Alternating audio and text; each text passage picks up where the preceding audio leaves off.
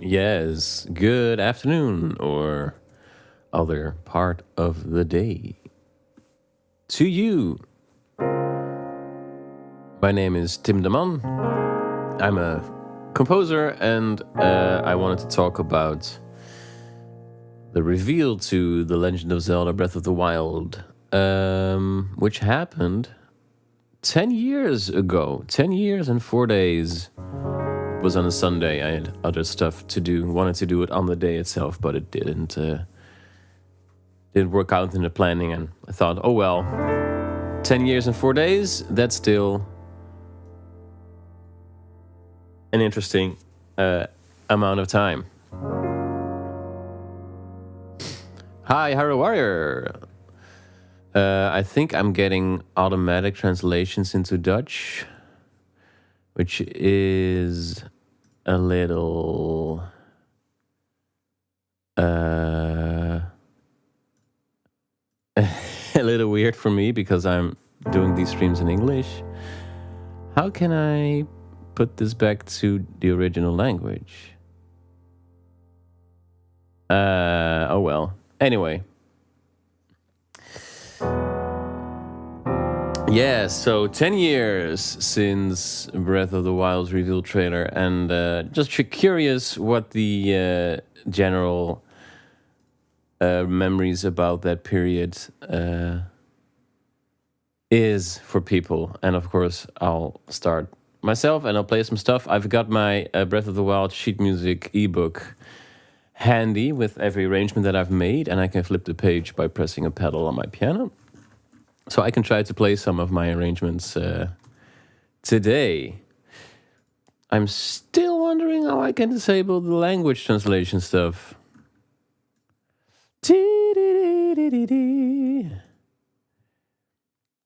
Let me just look that up real quick. YouTube live stream, chat, disable translation, because then I have to do double translation. Not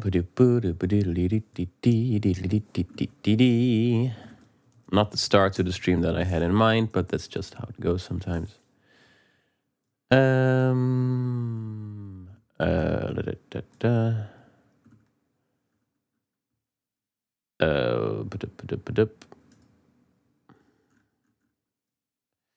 Settings, instellingen. Nope, this is not. Okay, I'm just going to have to double translate and figure this out at a later date, I guess. It is quite annoying, I have to be honest. Oh well, I'll just play some pianos and I'll double translate this. I'll manage. All right, so 2016.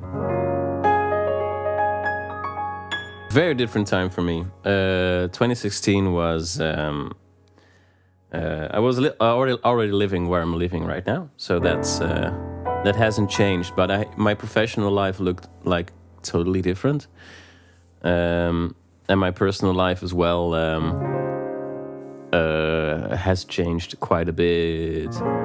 Hi, Aaron. Good morning. Hi, Barhunga. Hunga says 10 years. Was it announced longer ago than that? Yes, the Zelda Wii U was announced earlier. I think that one was announced in 2014. But like the proper title reveal and music reveal and just general official re-reveal was in 2016 at E3, which notoriously was the E3 where Nintendo didn't have anything but Breath of the Wild, which was wild. It didn't feel. It felt correct because, man, it was such a watershed moment to have Zelda finally step into the modern age, more or less, right? Because Zelda games, until then, were still following in the Ocarina of Time mold, so to speak. Skyward Sword was the most recent one. Skyward Sword came out at the same I think in the same month as Skyrim came out. Skyrim, of course, being an enormous hit and being open and free and all that stuff, and Skyward Sword being more of a traditional Zelda game. Both of which, by the way, I adore. So that's not it's not a matter of quality, but I do remember the sentiment at the time that this was back in 2011, being, man, wouldn't it be cool if Zelda went back to its original like intent of being player driven and very free? And apparently they took that to heart. So that was the Breath of the Wild followed in the footsteps of Skyrim in a sense. That was definitely very inspiring. And for me as well, I was at the time I wasn't doing much in the way of composing, so I'd had a few bands. I've always been like very inspired and like continuously by video game music, and wanted to be a composer. But you know, the game music landscape is super competitive. Like creative endeavors in general are very competitive. There's always more people who want to do it than people that like them positions to actually do the work. So I didn't really have the nerves to commit to doing video game music. So I had a few bands where I did some folk and some jazz and some rock, and it was all inspired by music for video games, but it wasn't music for video games. So I even kind of fallen off the medium altogether. I think until 2016 when that trailer came out. So I'm very curious what people's reactions were originally to this trailer. If you were there at the time, let me play a little bit of the music just to get into the mood, right? Because now I've been improvising Breath of the Wildian piano stuff, which is a story in itself. But I'll just try to play some of that reveal trailer music.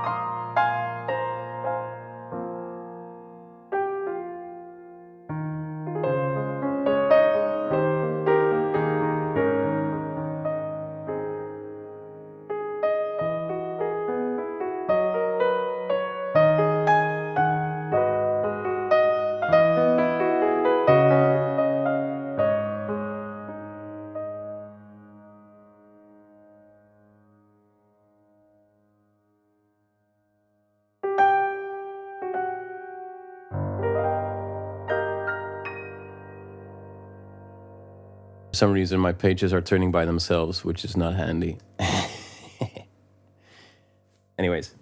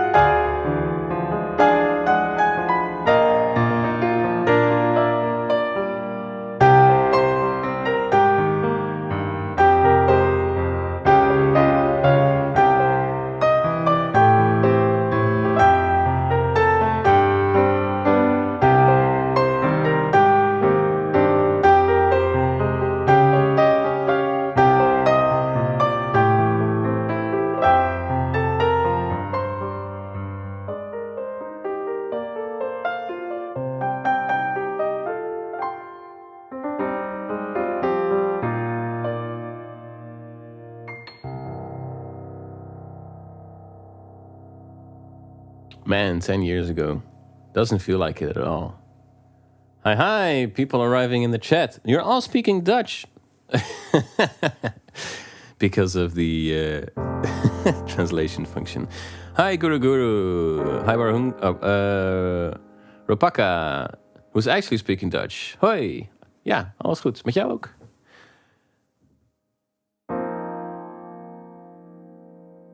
Hyrule Warrior says, those first couple of notes just take me to another world and just makes me so emotional in a good way. Yes, and that's the reason why we're even here at all, is those first few piano chords just were unlike anything at least I had ever like tried to play.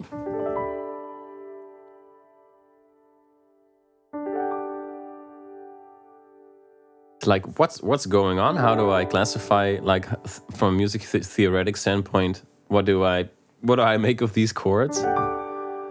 And this piece, like the main theme, doesn't even have that many of the signature Breath of the Wild chords, right? The stacked fourths and stuff,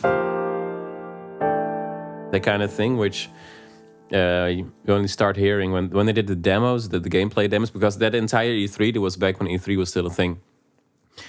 It was just like treehouse footage of Breath of the Wild being played, and just a Great Plateau, and people playing the Great Plateau and being blown away. And now we know the Great Plateau is like a sliver of the entire game. But when you got to the Temple of Time, that was what my mind was like. This is just a gorgeous main theme, and we'll talk about this more because I had the intention to make this a nice and long stream.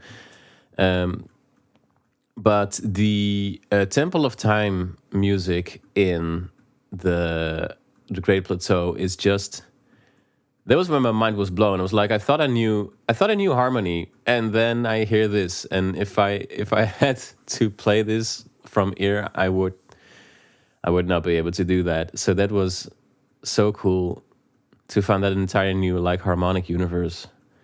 Scrolling through the ebook, Temple of Time. Man, there's so many arrangements. I did so much.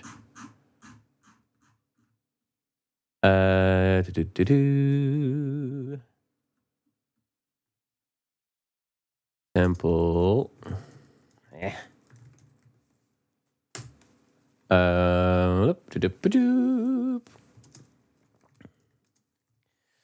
Of Time PDF. I'm sorry, folks. I'm not super organized. Surprising no one. Okay, so this like the main theme blew my mind in one way, but the Temple of Time blew my mind in another way. I'll play it, and you know what I mean immediately.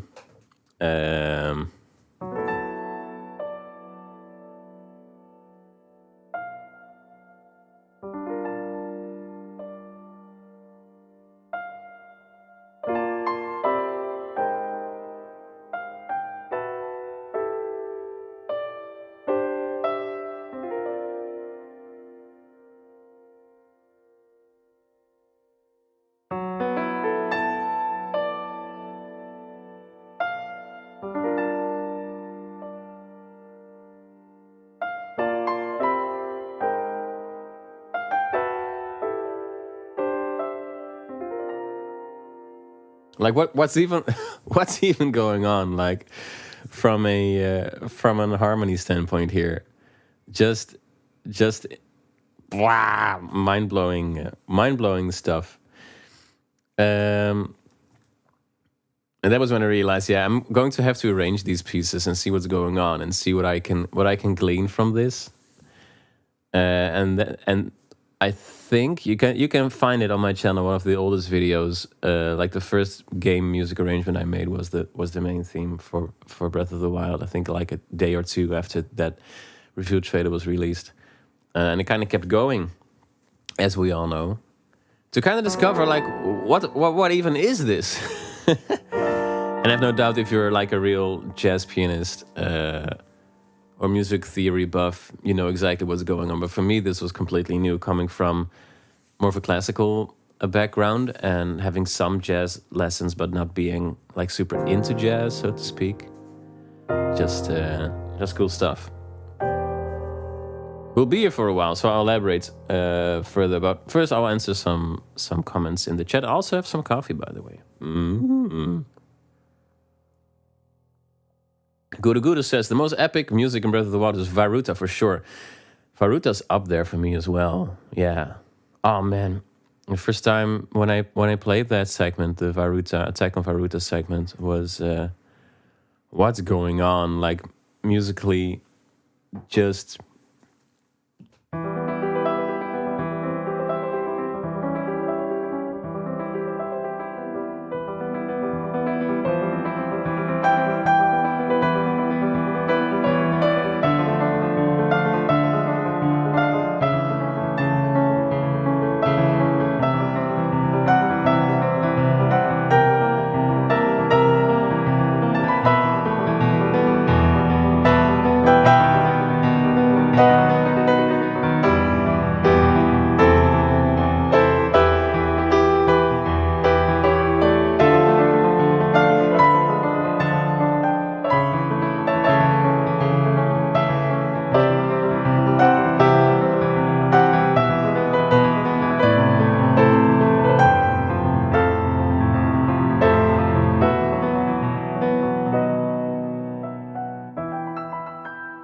that one is mainly because of the orchestration there, right? Like the contrast between just regular exploration music and then sometimes you get like slapped in the face with amazing orchestration. Quality of which, by the way, we hadn't really heard from a Nintendo game, I don't think. I know that Mario Kart 8 had some cool live music, of course, and Mario 3D World and Paper Mario Color Splash, but like that kind of full orchestration in game at scale, that was new for Nintendo in general, with Breath of the Wild as well.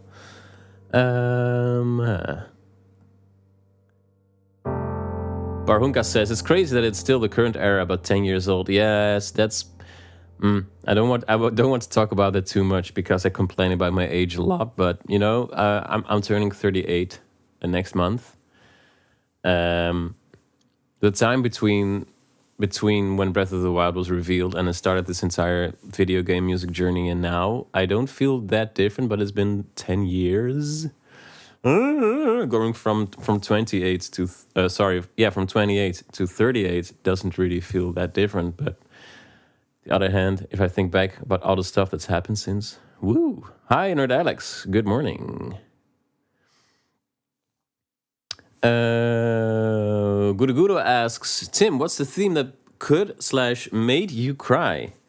From Breath of the Wild, there's multiple ones that like consistently make me tear up. Let me see.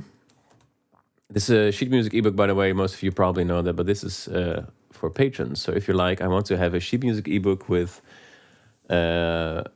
tips and comments and everything in a unified layout with all my Breath of the Wild arrangements, all 44 of them, those are available for patrons. Let's see. There's the main theme that usually tears me up when I hear the complete one. Like some of this music, I kind of have a long-term relationship with now. I've been playing this main theme for the past 10 years, at least a few times a month. So that definitely kind of dulls its emotional impact. It's a different kind of love, right? Just like with the relationships. I know that theme inside and out, and we've been through a lot together, so to speak.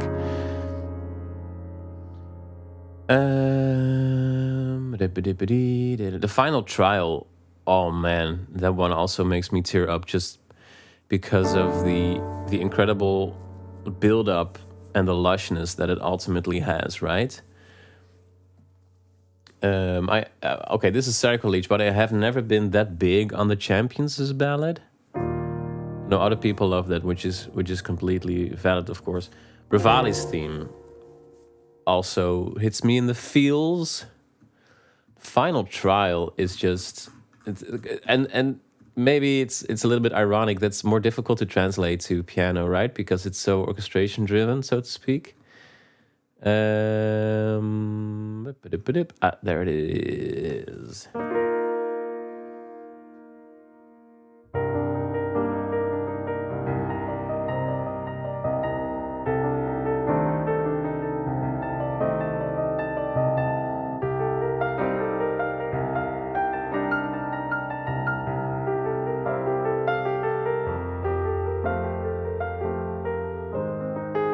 just kind of builds and builds, right? So ultimately it goes...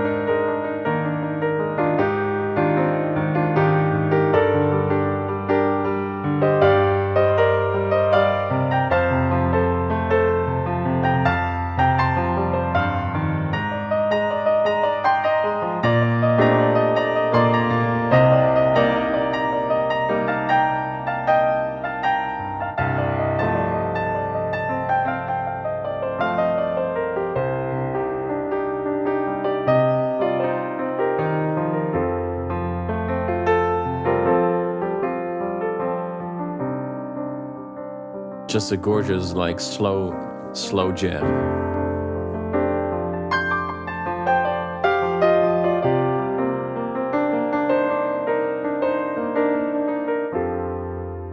And chords like this one, right? It's definitely a very jazzy chord, but it's not in a jazz context, which, like, totally makes it extra powerful for me.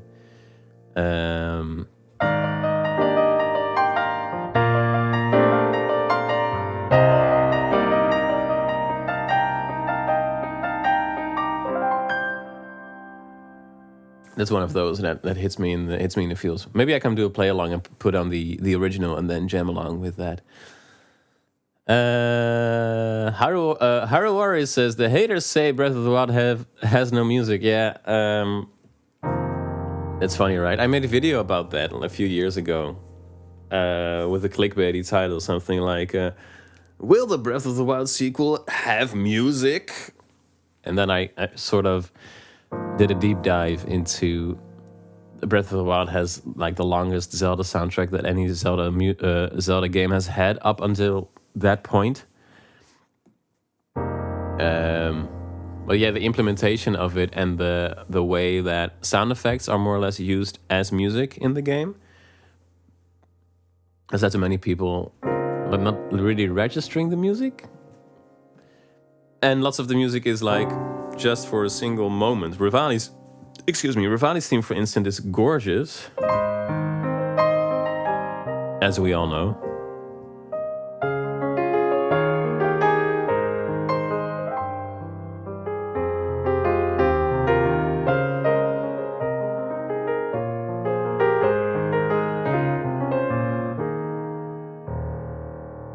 But it plays during a few of the memories, and then it's over. And only if you're like a real Zelda nerd, like we are, and you replay the game and again, then you realize, oh, this is actually a banger, because then it sticks. But the first playthrough, I had that with Tears of the Kingdom even more, where some of the themes just don't really stick the first playthrough. Oh well. Nerd Alex says, just finished Adventures of Elliot. The game is okay, but the OST is 10 out of 10 worth a listen when you get a chance. I played the demo. I really like the music as well. It's Team Asano, right? Didn't Nishiki... Yasunori Nishiki? I think. Not sure if I've got the name correct, but the Octopath Traveler guy. I'm not sure if he did the music for Adventures of Elliot as well, but at least for that general like subsection of Square Enix... he's done music. Yeah, deep. Righty says, Mifa's theme makes me feel really emotional every time. Yeah, that's a tearjerker for sure. Let me think. Oh, that's the... Okay, I'll look up my arrangement, because I tried with my arrangements to make them super faithful. Even though I'm more of an improviser myself. Let's see if I can play this.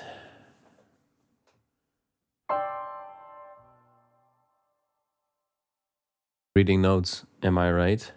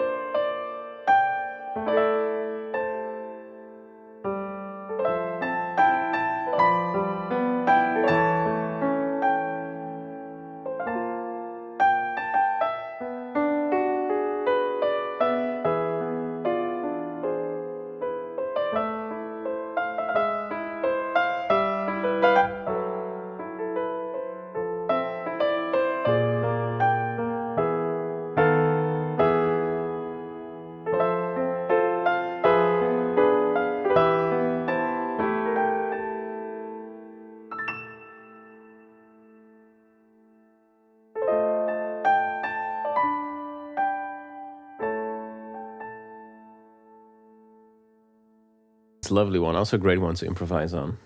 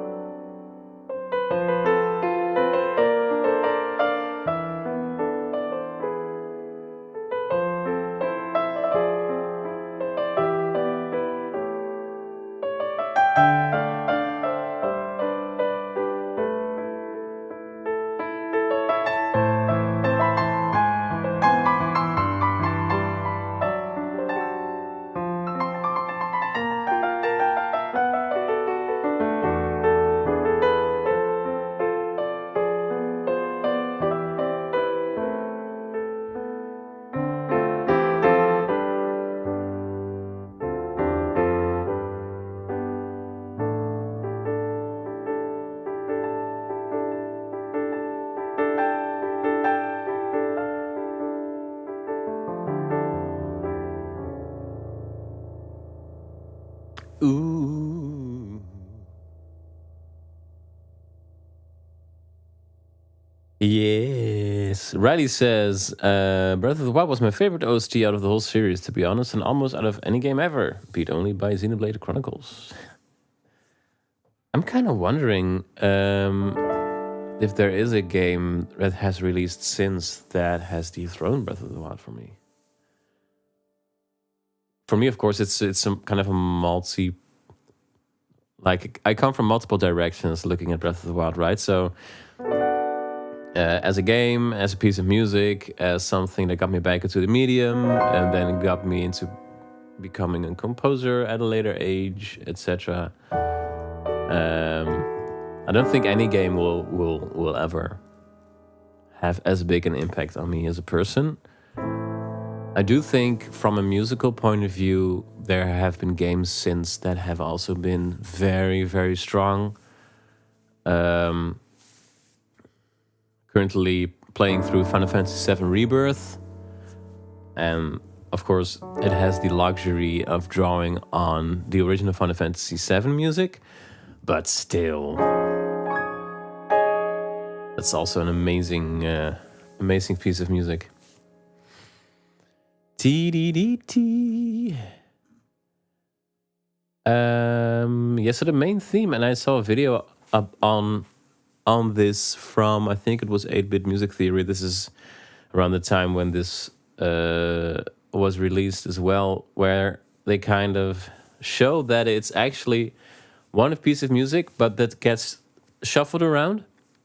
Might have talked about that in a previous stream.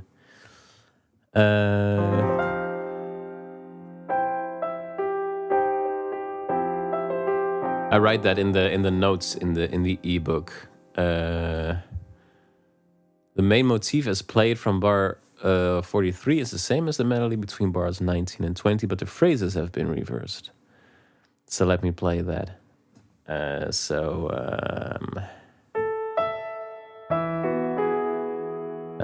Sheet music.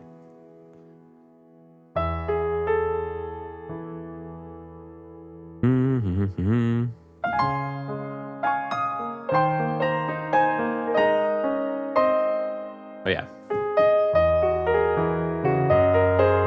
Sorry.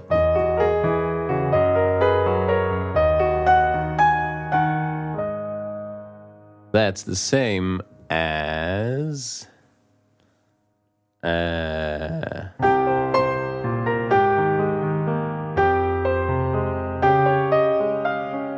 then reversed. So first you get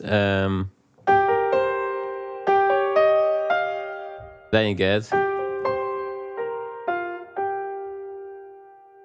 it's the same little melody, but just the bars have been shifted and the harmony is changed, and this main theme is full of that. It's just incredibly elegant, which always makes me happy.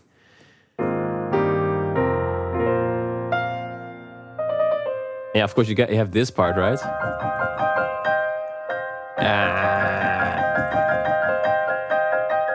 Which makes me feel like I should maybe pick up some piano lessons again.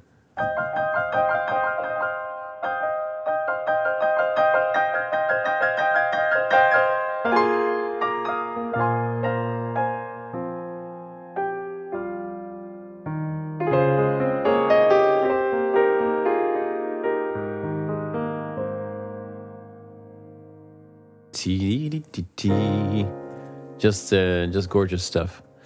The story trailer, of course, is even more legendary for many people, but that will be in January when that's been 10 years.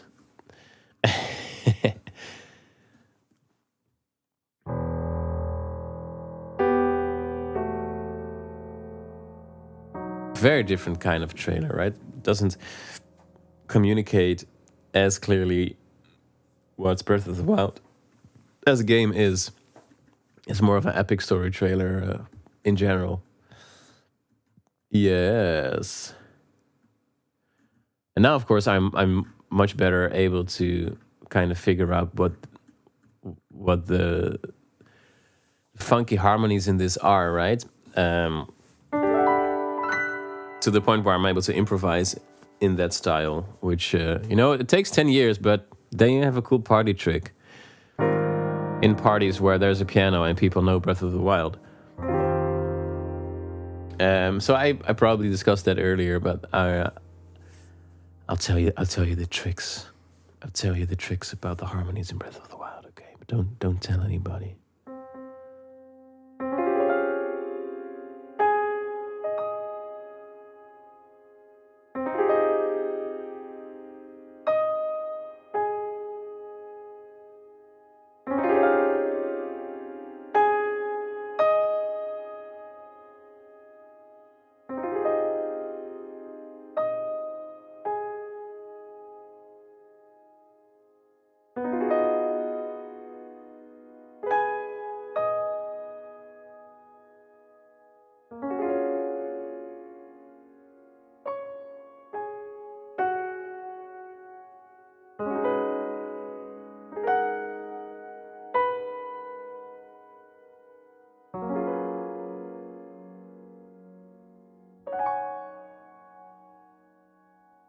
Okay, so I'll tell you the little trick. The trick to improvise in Breath of the Wild style.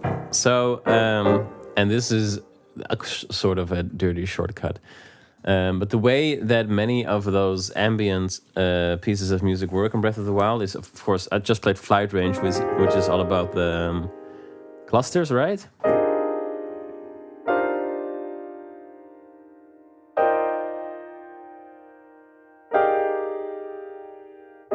Clusters kind of make it hard to hear if a piece is in major or in minor. Makes it a little bit more transparent. Feeling or cloudy, perhaps. But then, like the very like open and transparent moments, those are more working with fourths.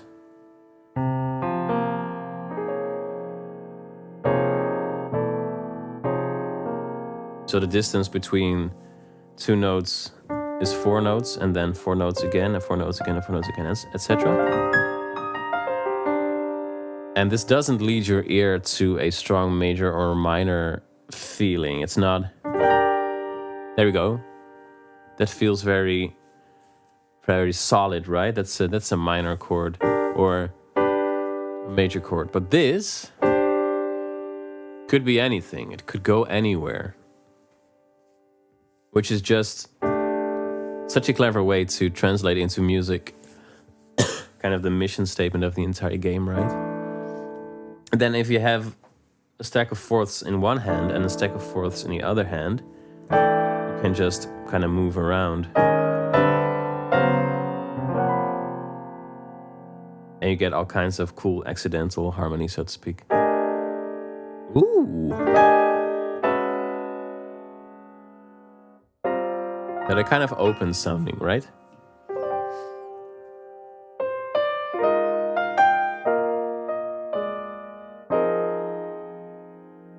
Hey, Apple Star Laquaka, good morning.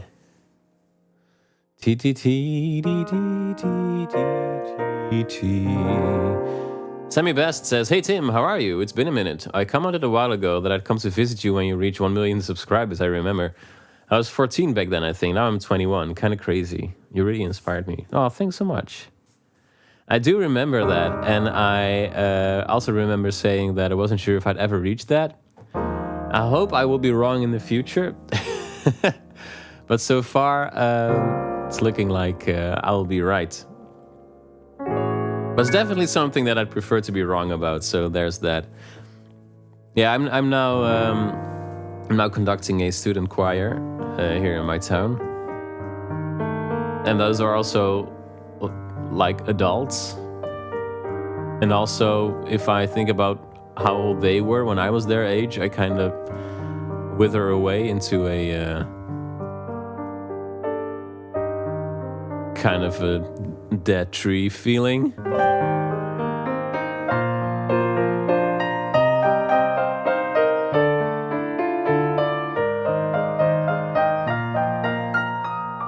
Also, I shouldn't talk like that because I'm 37. What's 37, right?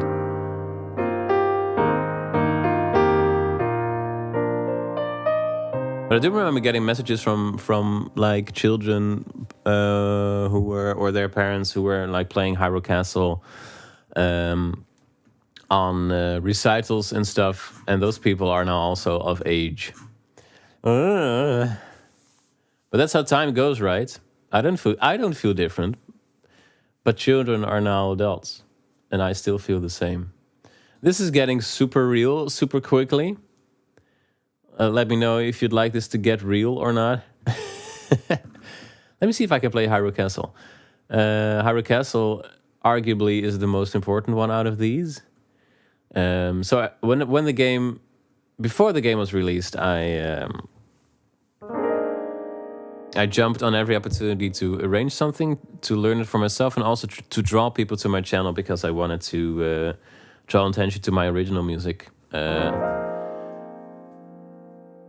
And then when the game was released, I tried a few tracks, and then it kind of stopped because it didn't look like it was working that much. Like the story trailer and the reveal trailer, those were gathering some attention, but the other stuff I was doing, not really. So I kind of stopped, and at the end of 2017...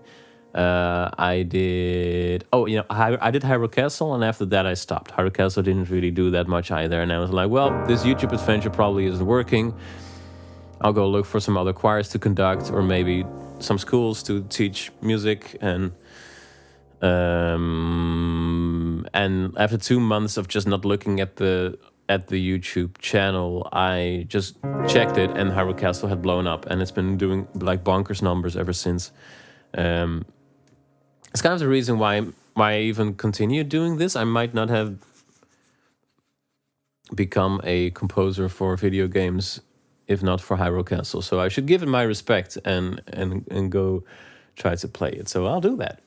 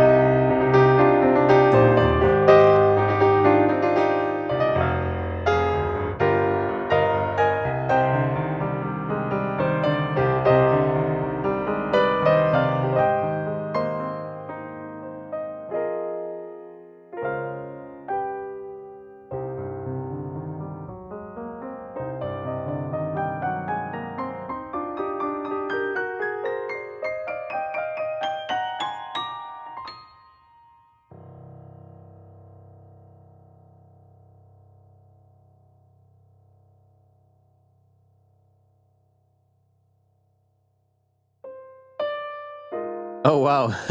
Slime Socks says, I did that. I got accepted to a music high school through playing your Hyrule Castle arrangement on the audition. Oh, that's amazing. Congratulations. And I'm very glad to have played a small role in that. Ah, that's so cool. It's also just cool for me to see like very young people and kids playing this arrangement.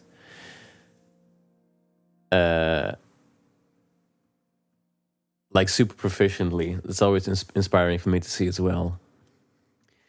It's definitely a cool piece of music. I could talk about the music theory behind this as well. That run in particular.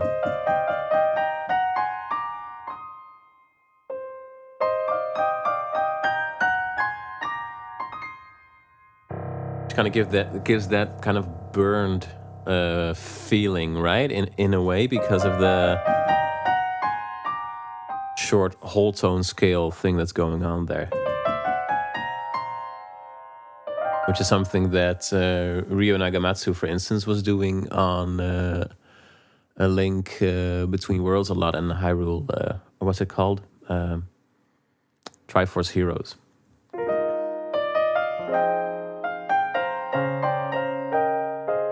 Oh, thank you so much, Sammy.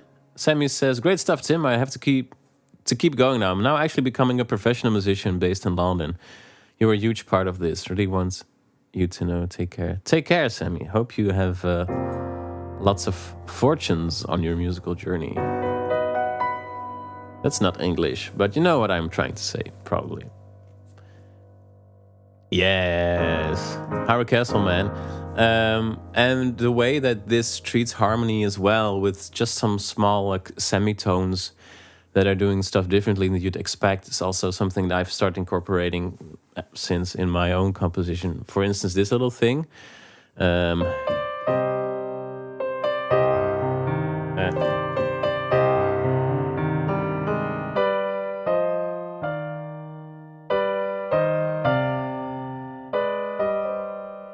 Not really changing the chord, but just adding a little flavor to it.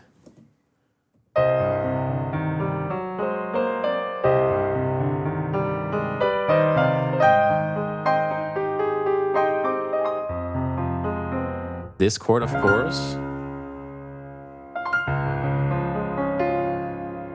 And then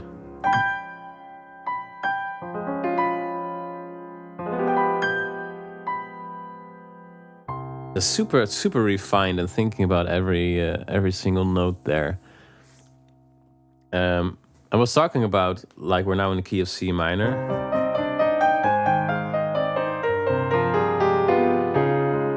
This chord, the D flat, in the C minor. So so the chord is semitone up, but then in major. I'm using that in an unhealthy capacity. When I was like composing for a game last year, my contact at the studio was like, "You really love using that chord, right? Maybe you should try to do something different, because now it's in every piece."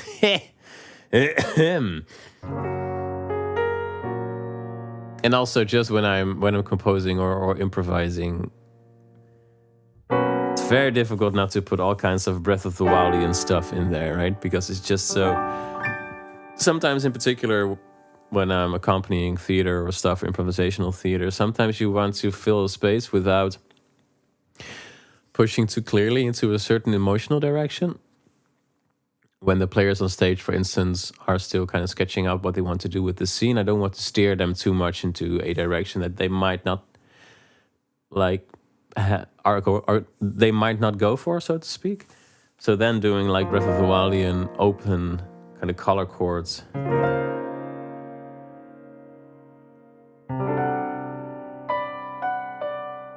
Kind of gives the feeling of space without being like super clearly doing stuff in major or in minor.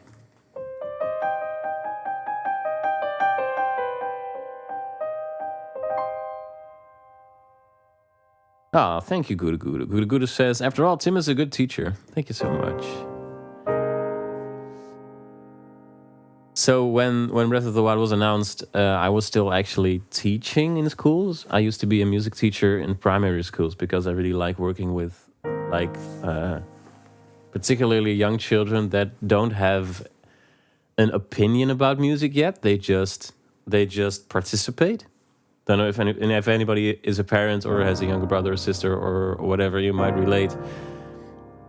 But children between the ages of like 2 and 8, they don't care. They just want to have fun, right? If you put on music, if you're there to sing about elephants and trains and whatever, they're on board. I did that for a few years, just partying with the kids more or less. I have my accordion with me. Accordion is super practical because you can play the entire accompaniment with one hand, and then the other hand you can point at people. Now you sing, whatever, or you stand up or we'll do a dance.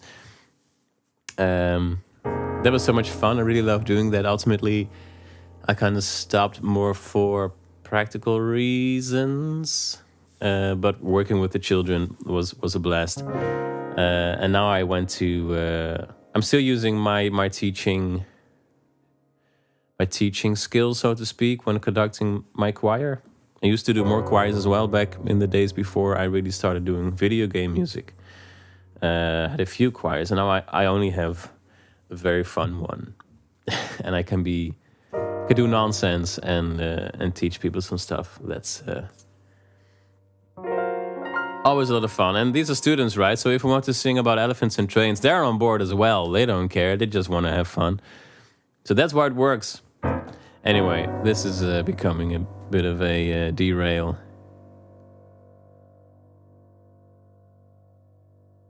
Slime Sock says, that was 7 years ago or something. Going to that school really sparked my musical journey more than anything. For a couple of years, I basically only played your Breath of the Wild arrangements. Oh, that's amazing. What are you doing now? You're still doing music? Hi, Medieval Apple. Pansu, welcome. We're just kind of here hanging out and talking about Breath of the Wild and playing some music from the game. I'm trying not to be derailed too much, but I'm kind of in a chill mood, so getting derailed is part of the deal, I guess. Let me play something again from the ebook. You know, I think the trickiest arrangements to make were the Divine Beast arrangements, where I loaded them into Logic and I just listened to the same chord over and over again because it was so difficult to figure out what even happened. Here, I'll play Abort Van Meadow, okay? When you've got 0 terminals, you've got no computers activated. These are the chords you hear. Ahem. Here we go. See if you can figure out what kind of chord the first chord is, right?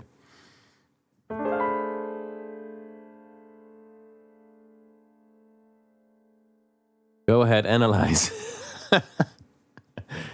Just, what? I mean, I feel the chord. It fits like super well within this like corrupted divine machine kind of vibe, which is super specific and it's perfect. But what chord is this even, right? It's like there's an F minor in there. Maybe it's a D diminished. But then where does the A fit into that? Just listening to this at a quarter speed over and over. But I'll play the next chord and see what you think about that one.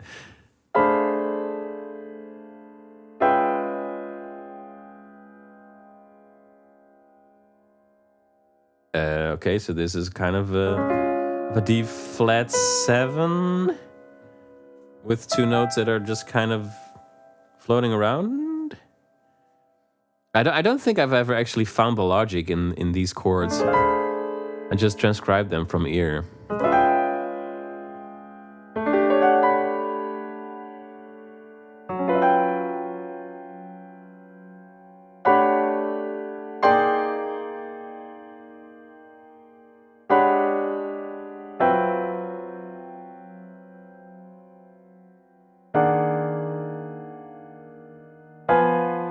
That isn't right.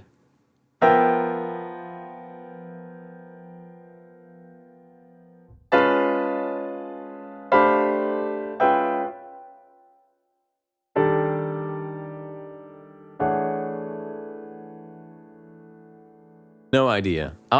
Maybe I'll send this to one of my students and see if he can figure this out, because he's much better with music theory than I am. But this is...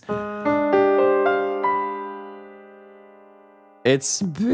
Like this one, maybe I can find some kind of logic behind it, because this is like a D flat 7 chord, and then the second chord starts on the same note, but it's a different... It's like there's a shared note between the two chords. Maybe that's where the logic comes from. It just works so incredibly well. But if like, these were so difficult. This is like an entire afternoon of just repeating this and trying note combinations and seeing if it's the same. I'll play the entire little segment here.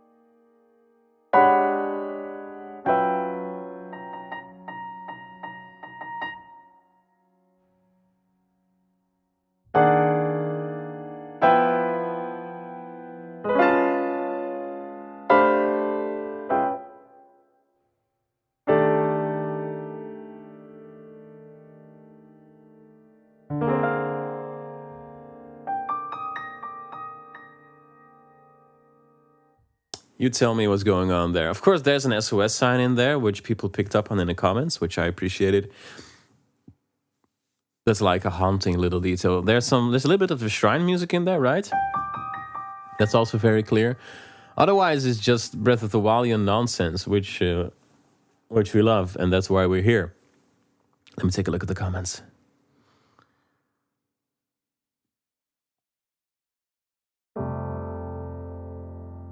Slimesock says, I still play a lot, mainly classical piano. I also conduct a choir and participate in another. Let's go. Choirs are fun.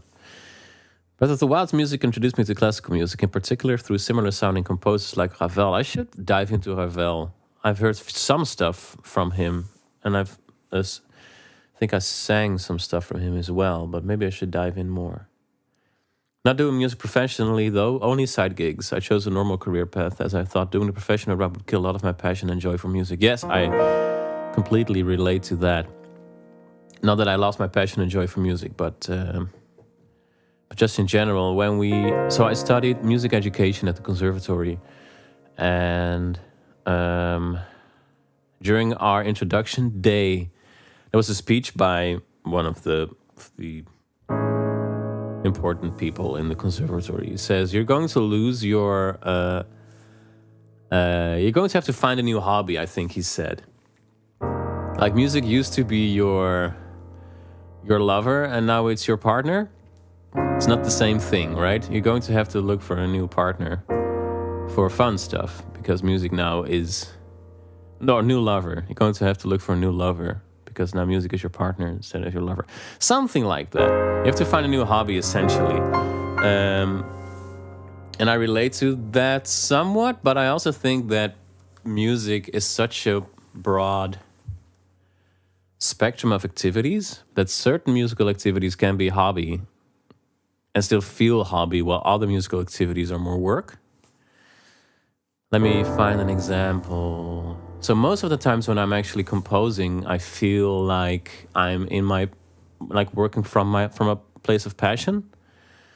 It's only when I have a certain workload that it starts feeling like work. But then I can, conduct my choir is a very different kind of musical workload again. So most of the times that feels like a hobby. So it becomes kind of fluid when music is a hobby and when music is work. It kind of depends on the context and the day. But there's many sides to music for me. So there have been days, especially when I have been like particularly hard on arranging piano stuff for the channel, for instance, a few years ago when I was still doing that a little bit more. When the channel was still growing, now it has since stagnated. But when the channel was still growing, I was doing a lot of piano arranging. And then the piano arranging felt more like work. And I did more drumming, for instance. Drumming still feels very much as a hobby to me, because I freaking love drumming. Drum kit is right over here. Singing as well. Singing, of course, physically is also very close to you. It's not as connected to work for me either. So it becomes a little fluid, so to speak. And of course, raising a kid, having a house. There's plenty of other stuff that also has to happen to put my mind off music, exercising, etc. Pansu says, I know almost nothing about music theory, trying to learn though. I like how spooky it sounds. It does. It sounds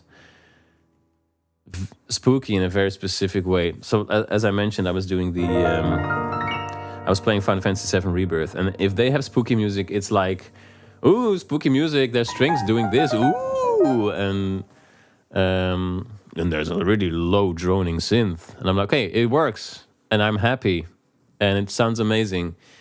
But to be able to do something spooky with just this, that's also very powerful. Just a very elegant way of spooking people the heck out. And then you get...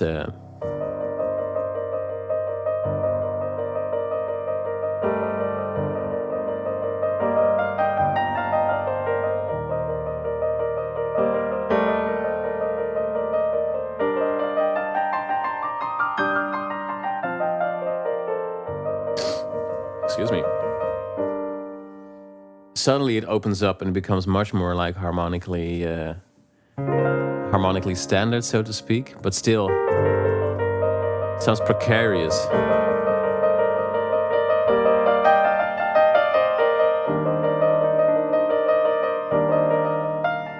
Kind of sounds like the wind suddenly becoming stronger, right?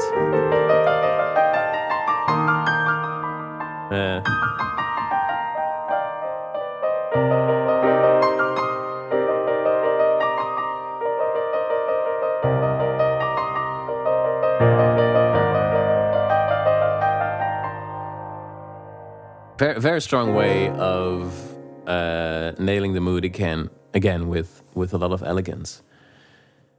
Hey,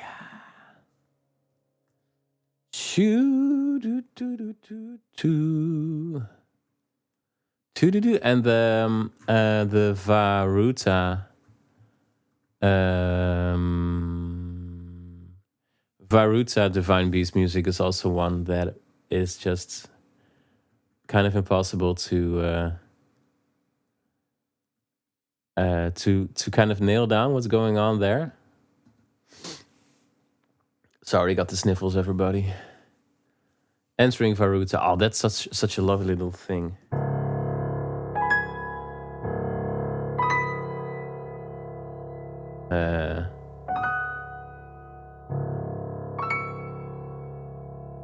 Let's see. Yeah.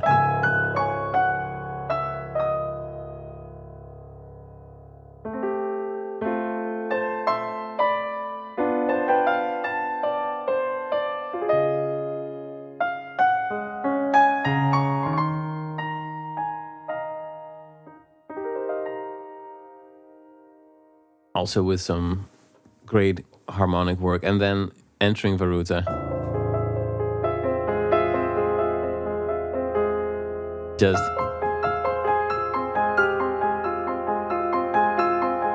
also where you're like, what is this even? Anyway, let me just play some jams because I'm getting lost in the weeds of indescribable music theoretical shenanigans. Let's see.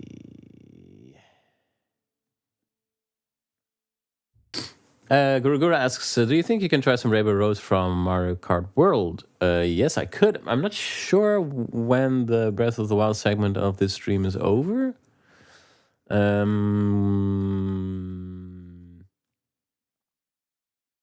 I'll play one Breath of the Wild gem, and then I'll take a look at Mario Kart World. What will be a nice gem that I don't play too often? That's also not too difficult. I think I once said if I ever hit 100,000 subscribers, then I will learn Calamity Ganon and perform it live. But fortunately, that hasn't happened yet. Because that's just crazy difficult stuff. I described it to my kid yesterday. He's trying to play this one just by ear in his own way, and I was telling him that in my arrangement you have to play the entire melody with one hand,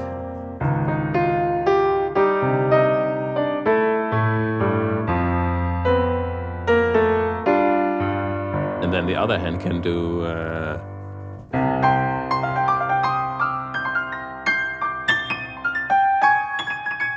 the cat running over the piano. But I was going to play something chill, a bit of a jam. We're going to do a bit of a jam, and then we'll take a detour. Oh yeah, sure, why not do Cass's theme? So the version that's in the sheet music ebook is the version from Smash. The Yoko Shimomura arrangement, which makes me very happy.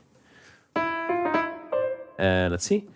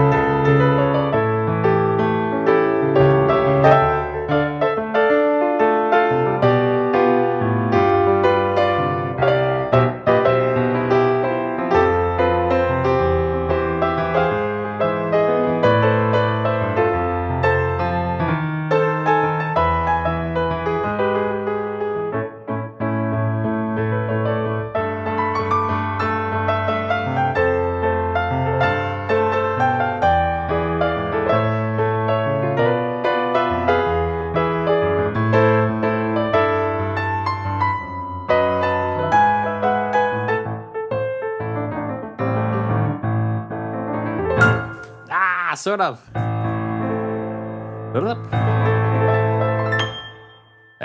It's fine. Hi, Joris. Joris van der Branden says, hi, how are you doing, Tim, my man? I have good memories about your streams. Glad to hear that. I'm glad that you're stopping by. So we're kind of doing a Breath of the Wild love fest, but we're going to take a little detour because why not? Most of my streams are Breath of the Wild love fests, right? So we can do some Mario Kart. Actually, my phone went, so I'm going to put it on mute. So I don't get distracted by my phone, yeah. By my phone. There we go. Call the person back later. Good morning, Princess Dream Actress says, dropping a hello before grabbing breakfast and getting my cakes this afternoon. Nice piano playing, Tim. Thank you. Getting your cakes. That sounds festive.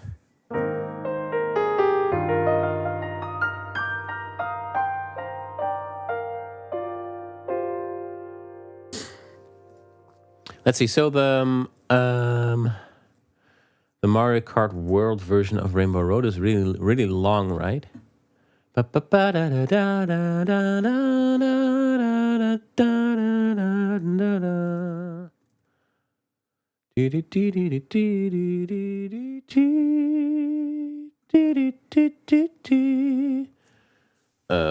am I getting AI stuff? Okay, I'll try to jam along, but I think I know it reasonably well, at least the final segment of that. Rainbow Road, Mario Kart World. Boo Cinema is also fun.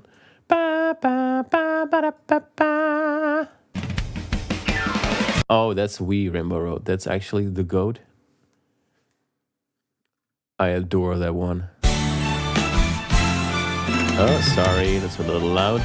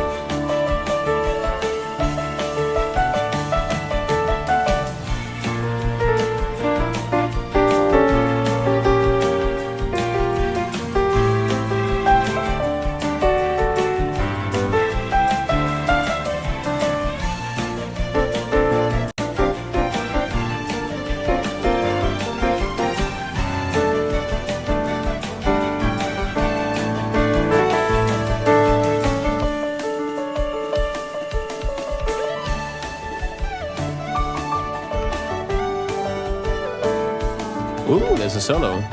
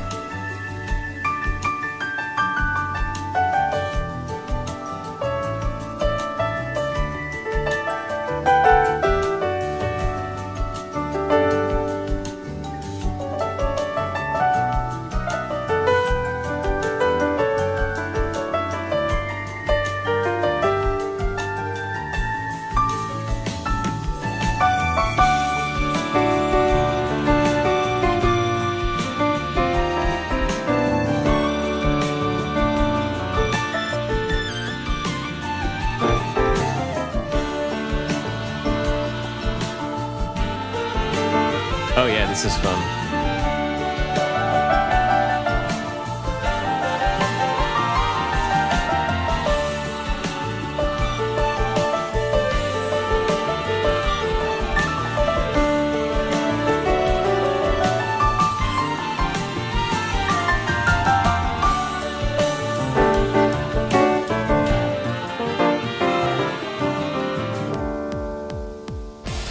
The little segment that goes like...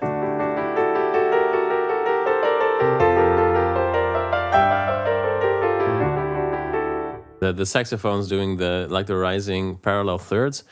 That's so Tears of the Kingdom, right? That was one of the most inspired touches in Tears of the Kingdom, the way they use saxophones in the orchestral context. Princess Dream Actress says, my birthday is next week, hence the cakes. This is gonna sound strange, but do you take suggestions? I do take suggestions, yeah, particularly if they're in the video game music realm. So if you had something in mind that fits that, I'd love to hear. I'm going to skip to the ending because I really like that ending segment there where they go to F.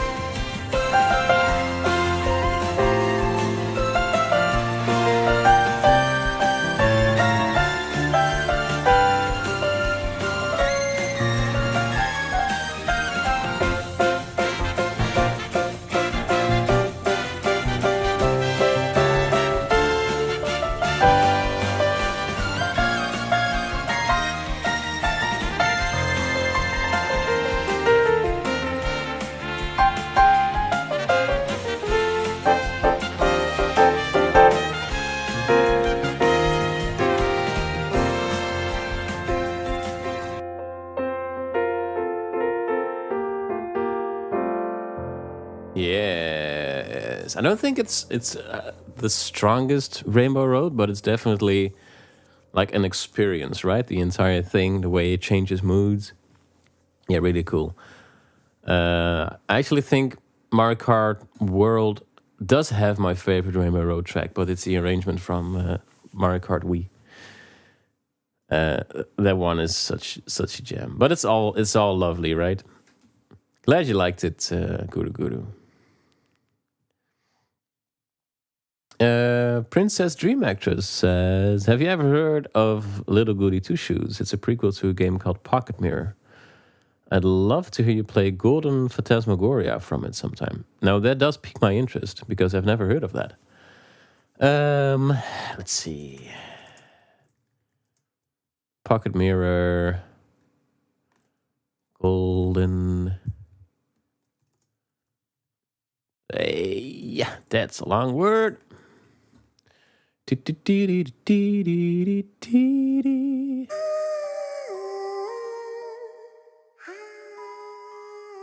Ooh, sounds weird. I like that.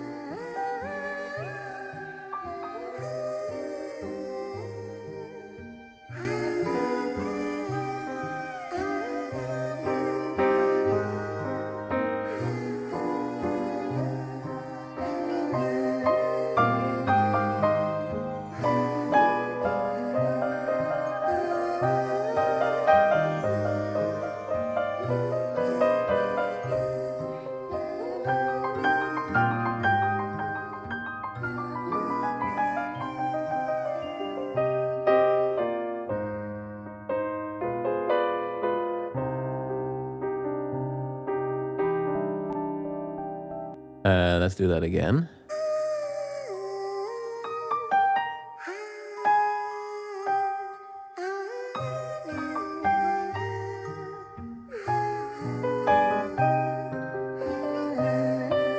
Oh, cool. It's so round.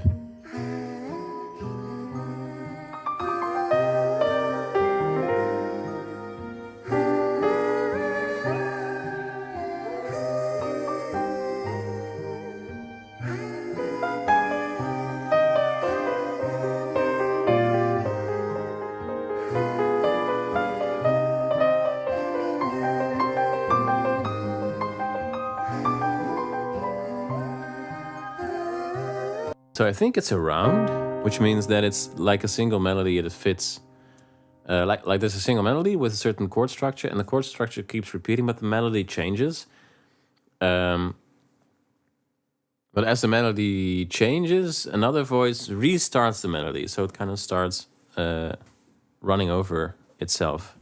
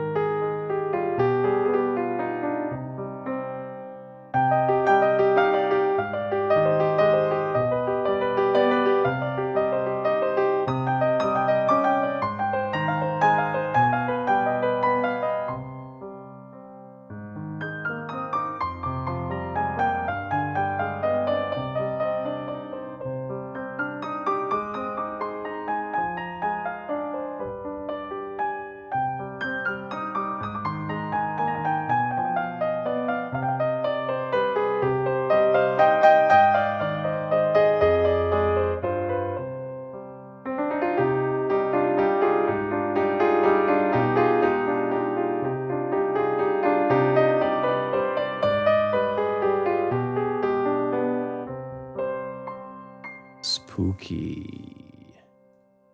Da da da da. I never heard of that game. Might have to look it up. Looks weird, which is interesting.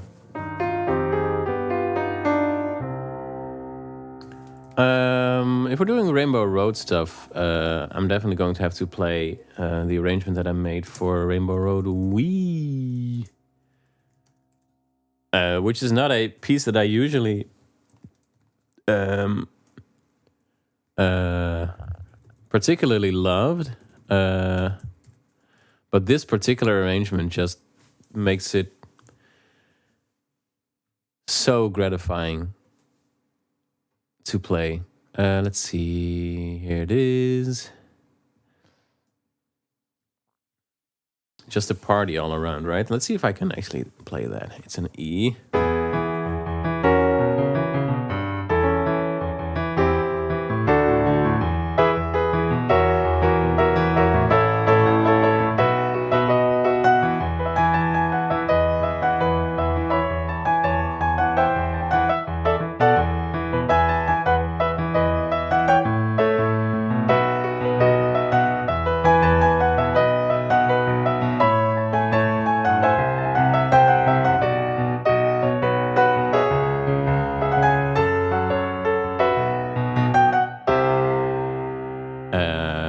Let's see.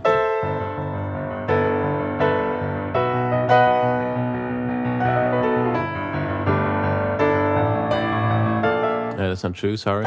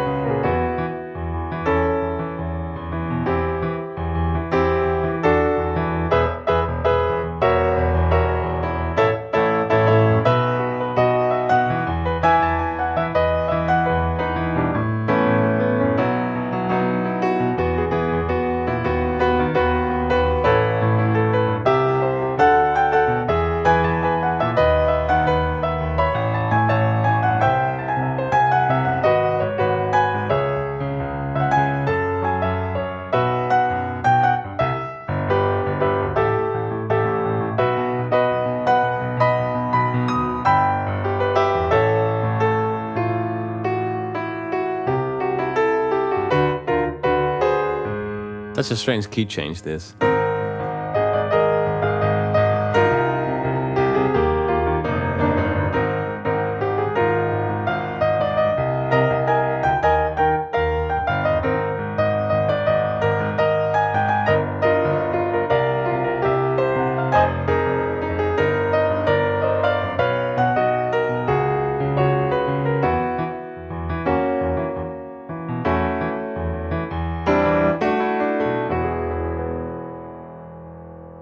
Very cool key change for sure.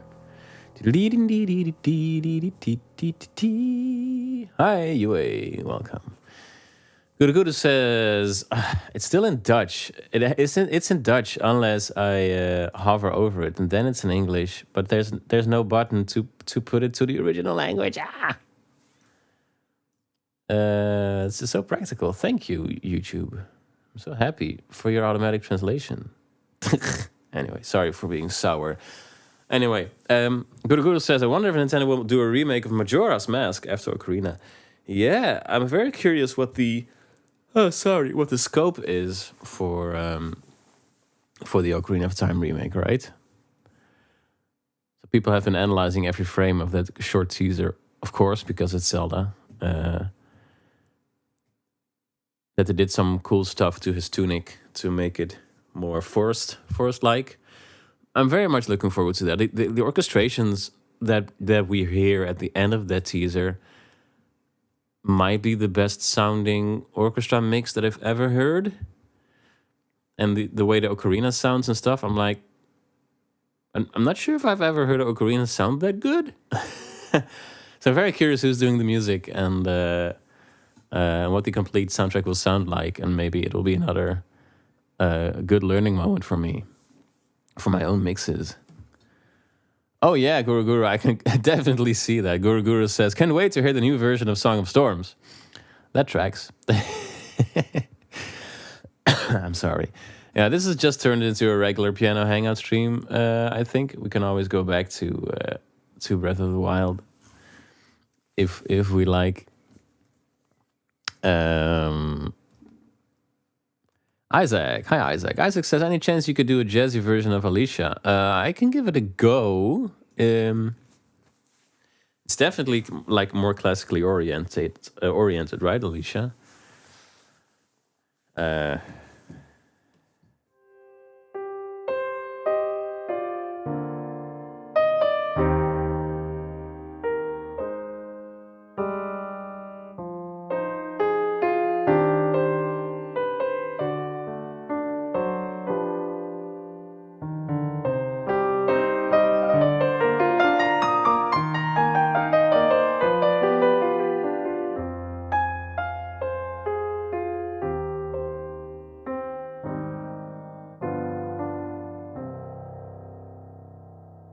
Let's see if I can turn that into Breath of the Wild first, and then we'll try jazz.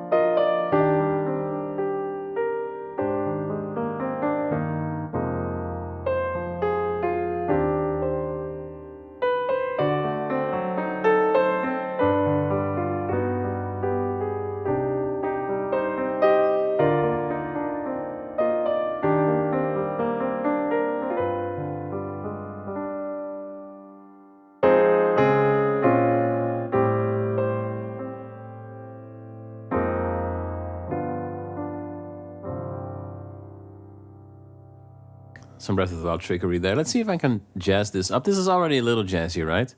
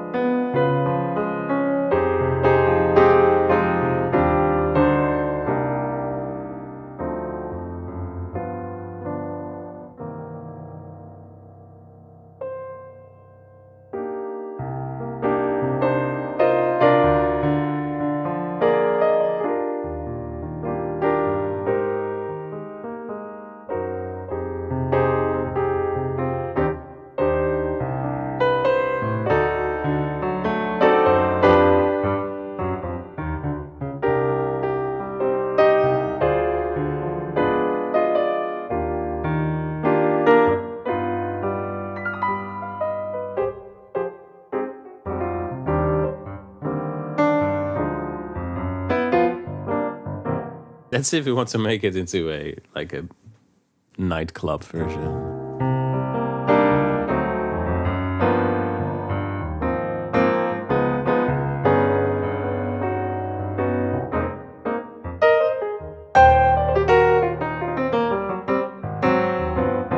But then we've completely passed the original intent of the composition. But it's fun, so yeah. Monty Renee says, popped in to say hello as I grab files to work on the go today. Stepfather is having surgery and heading down to sit with my mom, so she's not alone.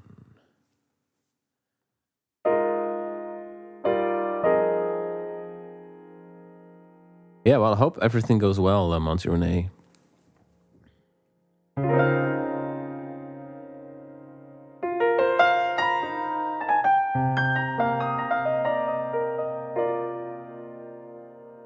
Guru says, I have to hover over it. Okay, well, how about a Song of Storms and Breath of the Wild version? Yep, we're going to do that. It's kind of funny, though, these automatic translations, they kind of sap away every, all the character from the comment. So I'm like, oh, this is a Dutch comment that looks like anybody could have said it, and then I hover over it, and it's a fun comment in English with 3 question marks and all about that. So I appreciate character. It doesn't have to be clean every time, right? Okay, Song of Storms, Breath of the Wild version. So I did a jazz version of that, and I did a Celtic version of that. And I did a drunken version of that starts in 3 and then it's in 5, I think. I did a few covers of Song of Storms over the years. Man, I've been doing this for a long time. A long time. Da da da da da da da da da.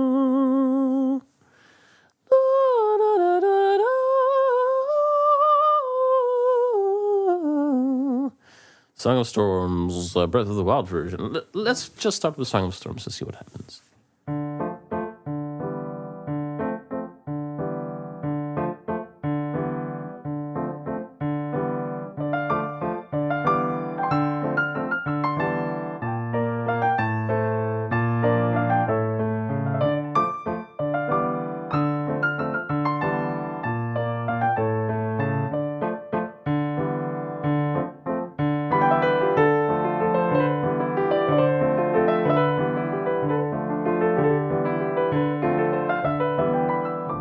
Okay, let's see how we can Breath of the Wild this up. Let's first try a slow tempo.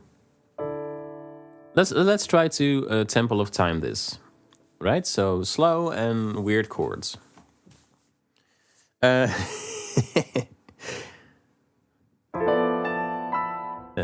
Sorry.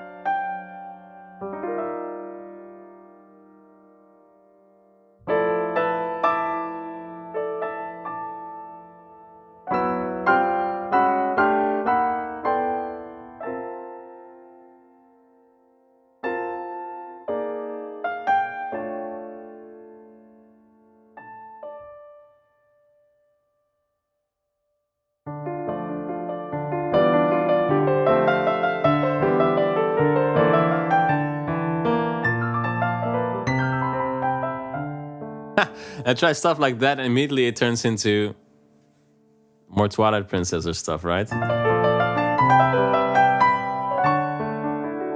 Sounds like the ending stinger when you defeat a boss in Twilight Princess.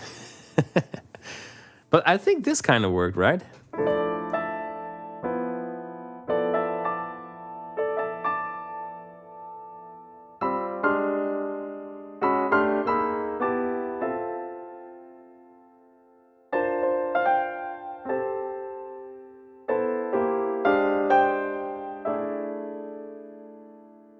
And if we'd analyze this and see what happens like from a musical theory point of view, I've got no idea. But it works, and it sounds like Breath of the Wild with those kinds of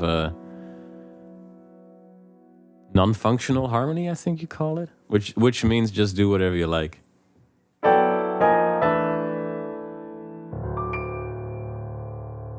I'll be right back. I have to. I always forget what the English term is, but blow my nose. Help.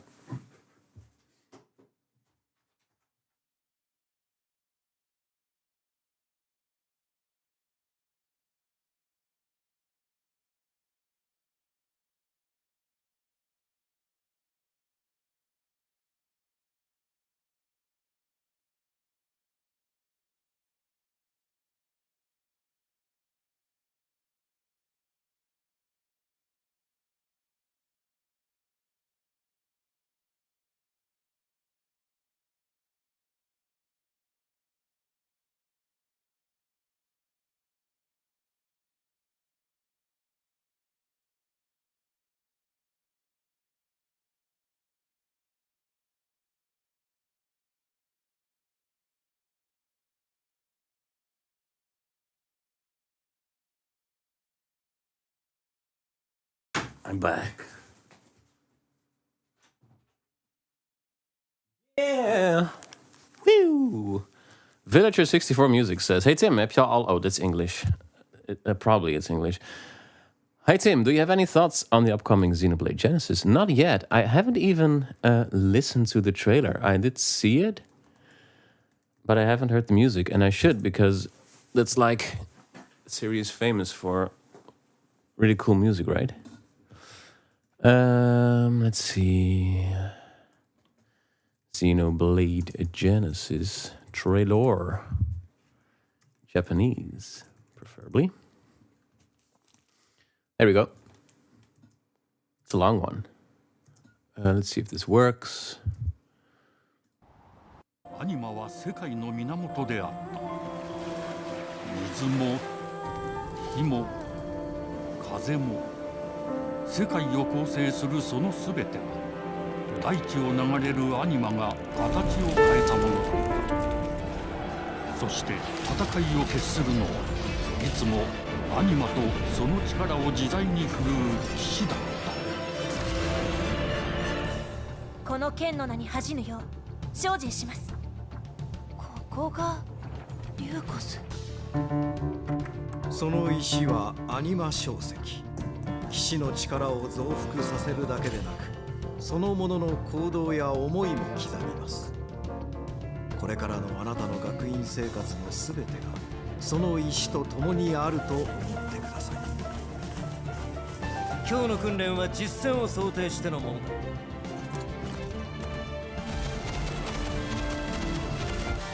力の使い方、なんとなく分かった気がする。Very voice over heavy, right? 失った人の魂をドラゴンの炎で浄化することで罪が贖われ、田舎貴族の限界を教えて。共にある。帰るの。Yeah, I probably have to load this into Logic to remove the voice. But like musically, it's already very fleshed out, right?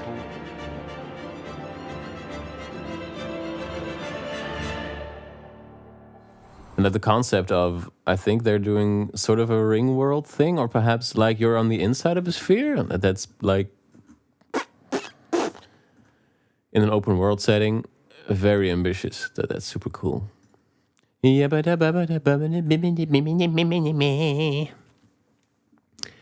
I'll play some few more jams, and then I'm not sure if I make this an extra long stream because it's a little quiet, which is fine. But then we'll do another one soon. I'll play a track from Cloudheim, which is the game that I composed for recently. I'll do the title screen. The title screen track I'm very happy with.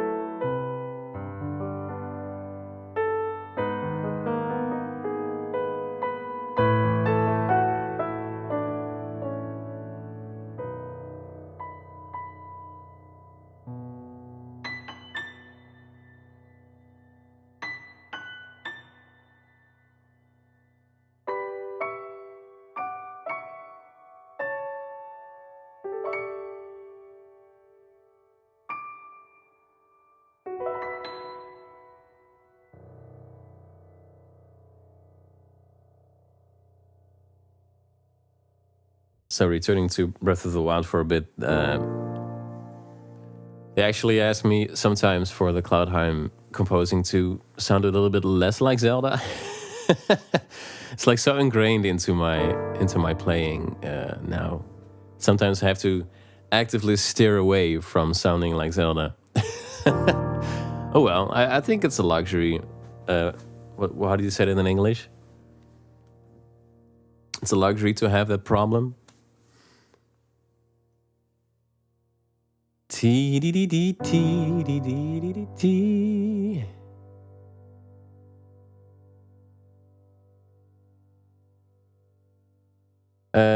Felinia says, could you do Sheik's theme? I don't think I've ever tried Sheik's theme, so that's interesting. I'll give that a go.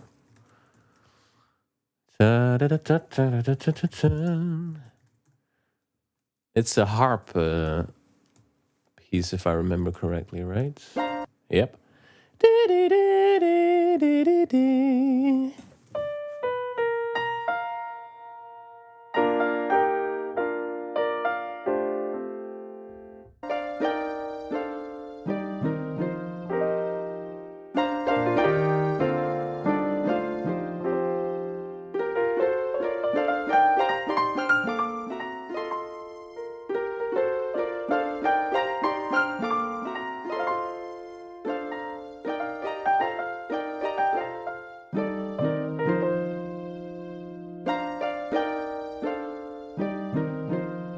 Very, very, like, characteristic piece, right?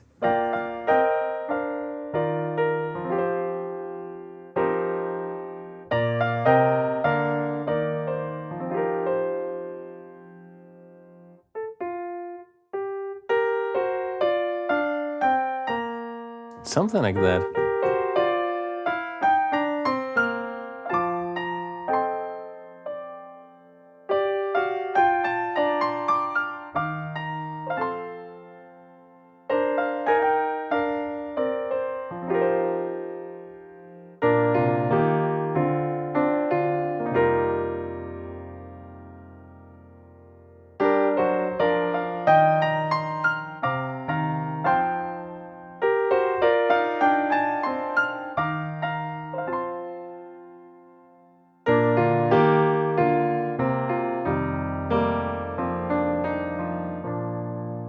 This one could also like be lengthened a little bit more, right?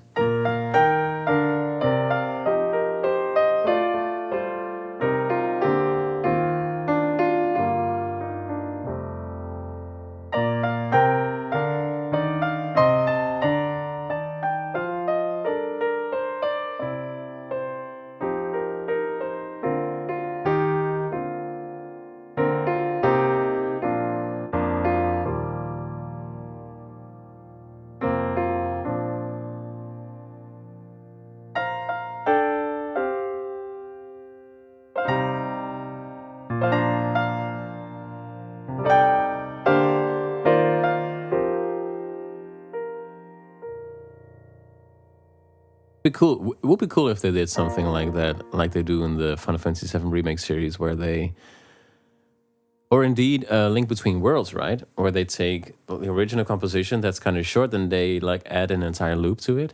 I think that works super well.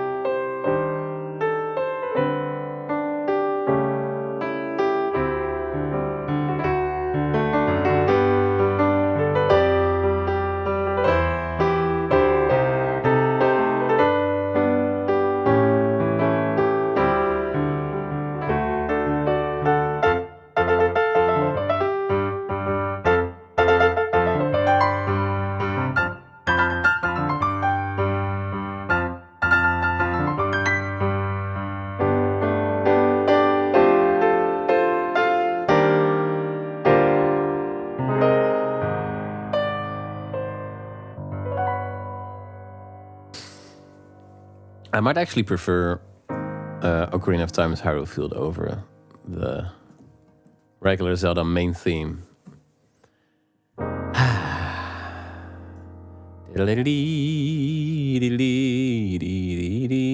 Hello, Aspiring Hero Games. Welcome. Yeah, so this Breath of the Wild focused stream has kind of turned into a general piano hangout, which is also fine. So any suggestions are welcome as always. Hey. Meanwhile, I'll see what other fun stuff I can play. I also have to change some stuff about my microphone settings, especially my noise gate. Yeah. Okay, that also works. Pianos.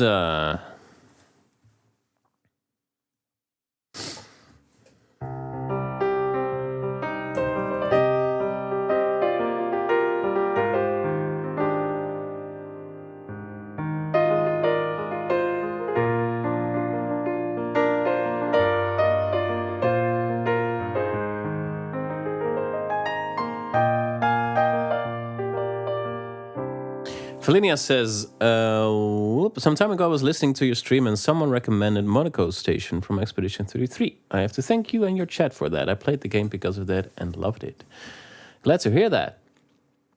I haven't played it. Not yet, anyway. I'm currently starting with the Hollow Knight randomizer, which has been interesting. A new way to play a game that I've already played a million times. But I still want to play it for some reason, so randomizer is perfect for that. Montrene says, something happy as I'm getting ready to walk out the door. Something happy. We can... I barely play this on the piano, but it's fitting, at least in this context.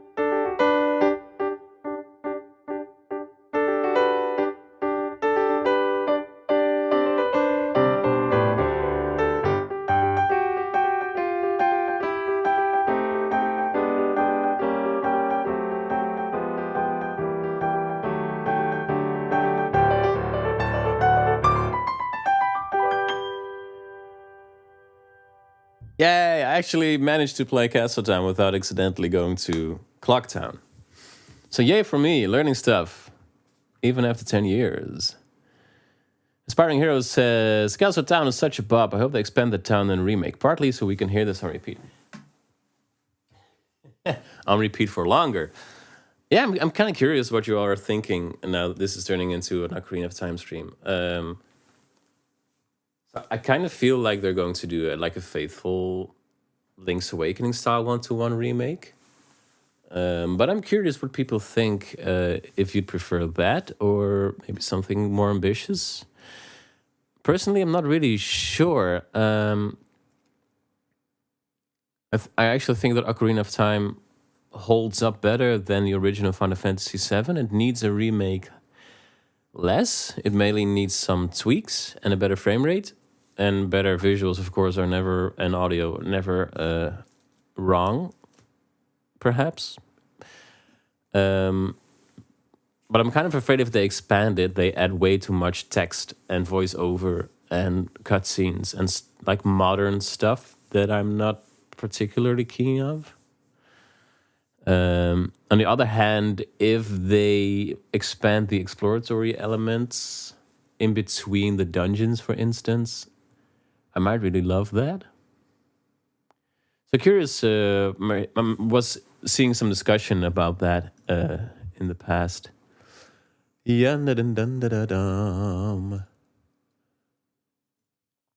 What you all are thinking in that regard. Oh, wait a second. I'm doing something. I'm not sure if I'm doing it right. There we go.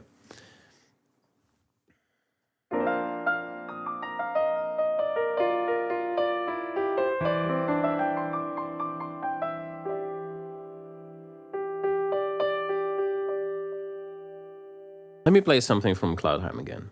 Just indulge me. Maybe I can play one of the shop tracks that are nice and boppy.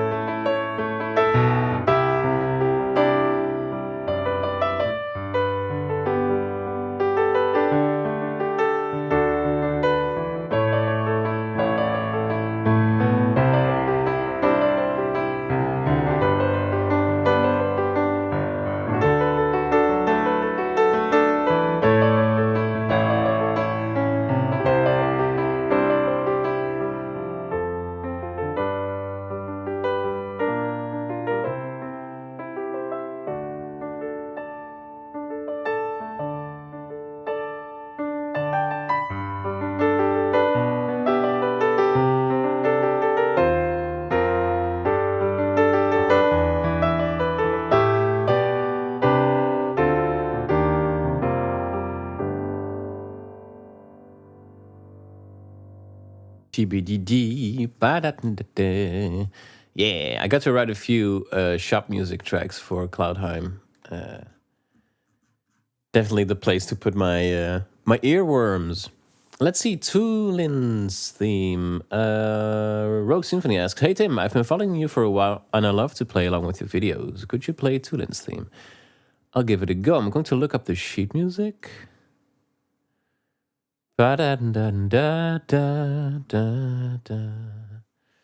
Tulin's theme, yeah. Zila says, I would like it if they expanded the world a little bit in the Ocarina of Time remake and gave us some more exploring and side quests to do. And Ocarina of Time says, I'd like faithfully nostalgic, but a bit of expansion where beneficial. Lost Woods, for instance, more similar to Breath of the Wild, where you can get lost. Would make trying to follow Saria's song more rewarding. Yeah, I'd love some... Like, if they if this would be a like if they would add more like modern exploration elements, I would love that as well, because I haven't really gotten that feeling since Breath of the Wild. Tears of the Kingdom didn't scratch the itch for me. Maybe Final Fantasy VII Rebirth a little bit in the exploration there. But you know, doing exploration in a Zelda context, in an Ocarina of Time context, but actually with some new landscapes to explore, that would be really cool. But I'm not sure what that would do to the general game flow. Now, the original Lost Woods, of course, is just a few rooms connected by tubes, made to look like tree stumps, something. So yeah, that might need some expandy band. Shun. All right, Tulin's theme.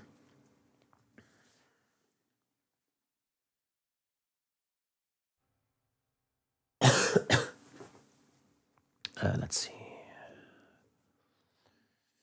Beep.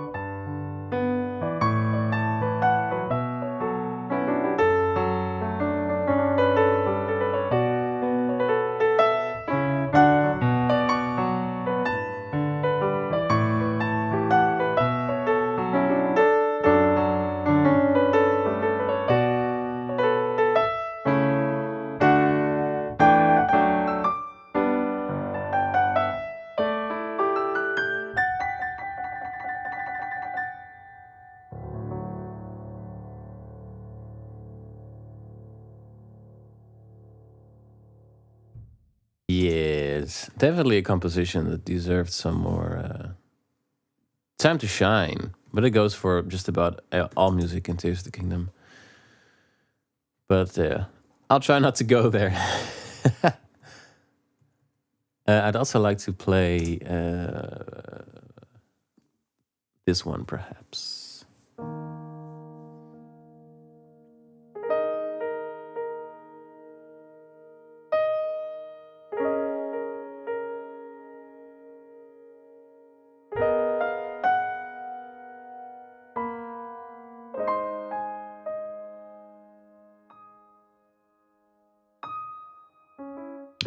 Sorry, folks. I'm having a brain fart. I'll try again. Ahem. Ahem.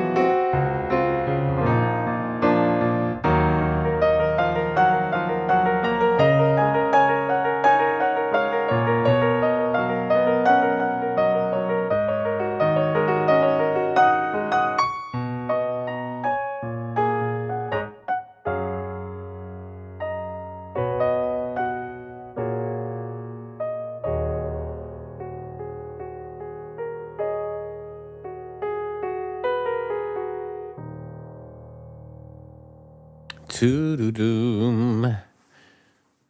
I never did arrangements of the memories from Tears of the Kingdom, but that one memory where they kind of mix the Zelda main theme and Rauru's theme, that one was gorgeous. Gorgeous. Let's see. Smash Highlights says, I'd love to see a modern take on the old 3D Zelda formula, but in word, it will be very faithful remake. And they say, it seems pretty polarizing. I think they need to make 2 remakes.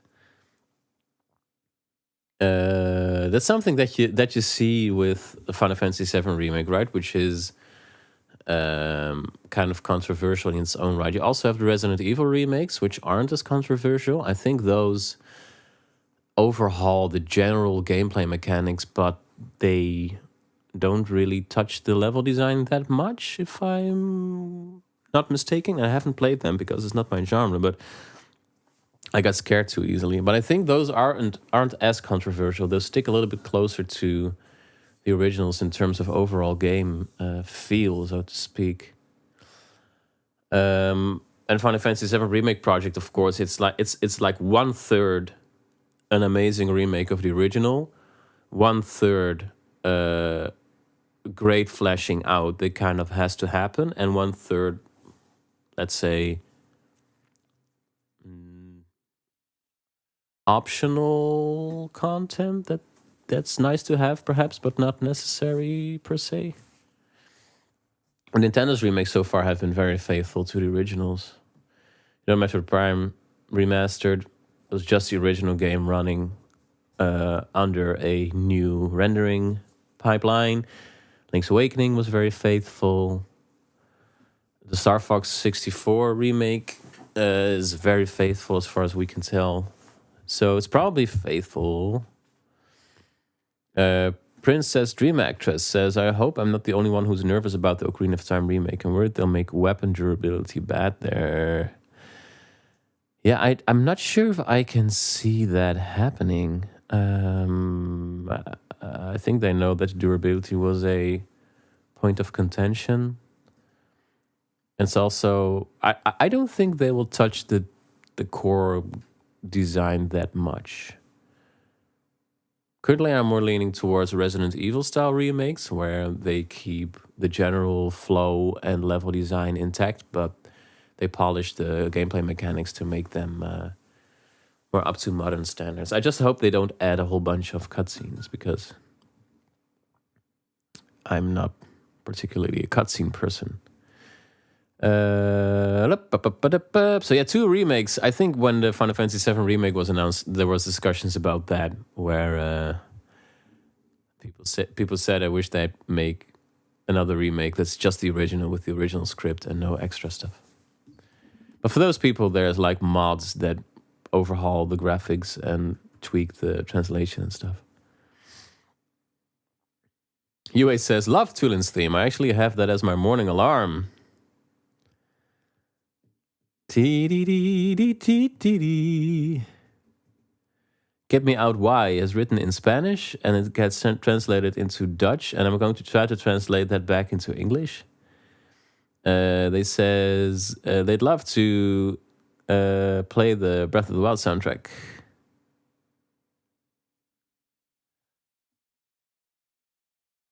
Like, some stuff is very easy to play from Breath of the Wild. For instance, the Stables theme.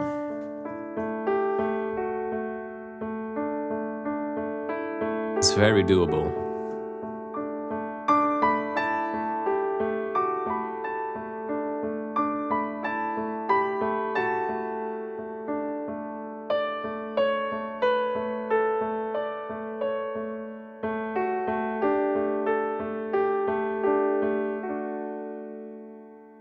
Was very playable. Maybe I'll do Epona's theme just to kind of combine the two.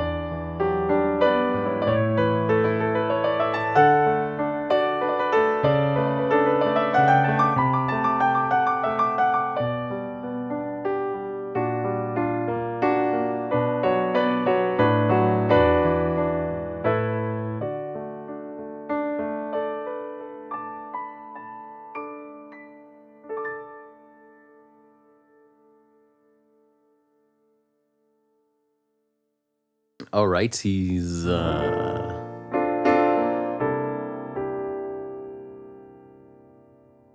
Hi, Lazarus. Lazarus says, the first video I saw of yours was your Breath of the Wild Hyrule Castle. It was right after I heard the song in-game and was blown away by your cover.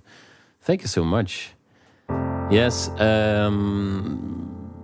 so it's of course very difficult to say why a certain video does well on YouTube, and Hyrule Castle is like the example from my repertoire. I think it kind of got picked up because most of the Hyrule Castle covers at the time were more focused on making it big and epic, and my arrangement tried to combine like the indoor and the outdoor versions, if that makes sense. So you have the big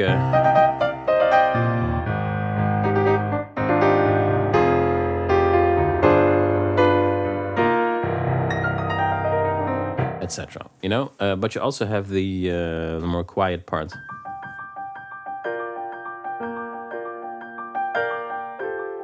Played it earlier in the stream, so I think that's why that arrangement did well. But I'm not sure why that arrangement has now garnered almost 2 million views, and other material that I think is as good or even better hasn't. But you know, I'll do a the way YouTube keeps breaking my heart stream another time. I won't bother you with that right now.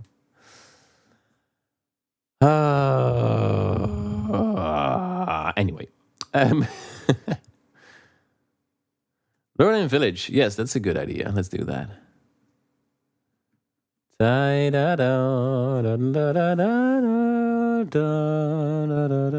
Yum.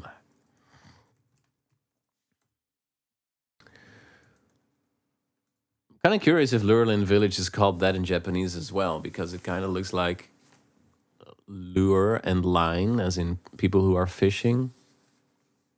Feels like something from English. But sometimes the Japanese names also have that kind of wordplay in them. Let's see.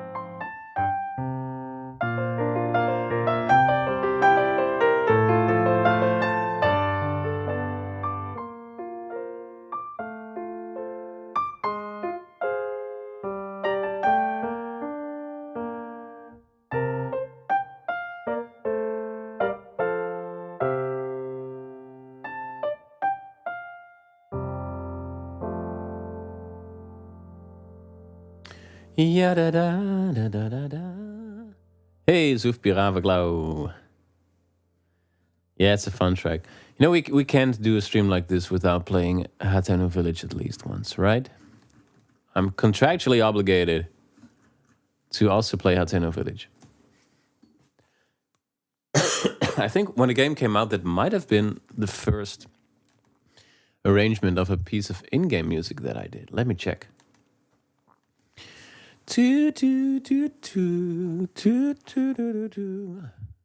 Bumpy dumpy dom. So I did the E3 trailer. That's on the 23rd of June 2016. Temple of Time. Then I did some other stuff in between before the game came out. Lots of stuff. Second trailer, story trailer, Stables, which was based on a gameplay video. Yeah, Hateno Village is the first Breath of the Wild track that I arranged when the game came out. So let's do that one. Smash Highlight says, something's very strange about feeling nostalgic about Breath of the Wild. Yes, I totally agree. It's a game that people who are now adults have nostalgic feelings for because of their childhood. And that's completely fine. That's what time is, right? One day I'll get used to getting older. Anyway. I hope none of my students are watching, by the way, because I always complain about my age there. And they're like, dude, what are you talking about? Anyway.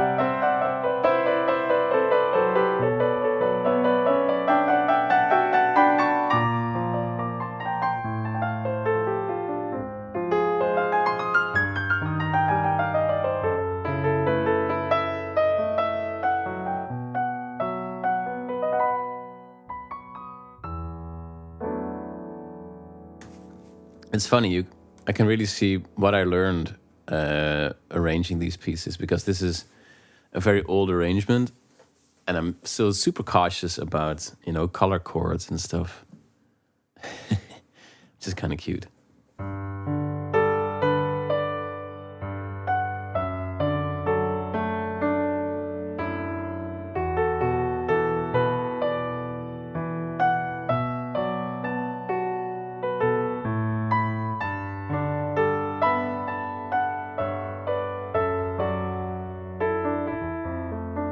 Like if I'd arrange this now, I'd make it a lot more colorful.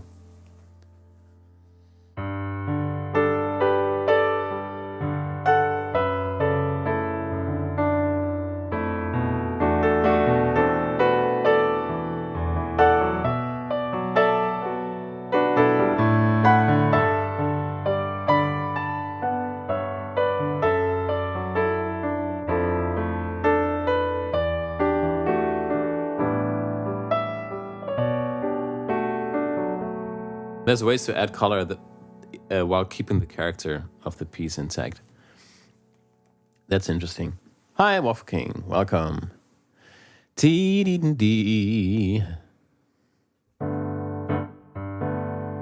Miano says, I can't stay for the whole time, but I just wanted to say you're awesome. Oh, thank you so much. Yeah, this is such a lovely track, Teno Village. I even did Kakariko Village, which was also an exercise in just trying out all kinds of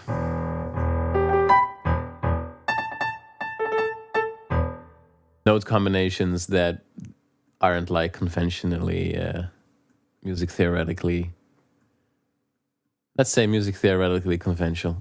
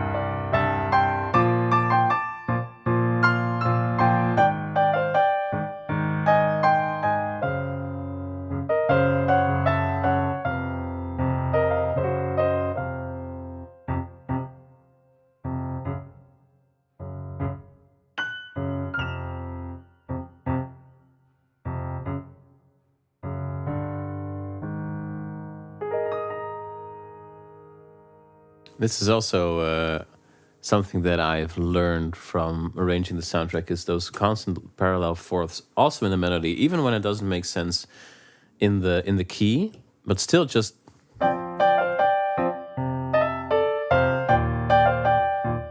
this is a spicy chord, right?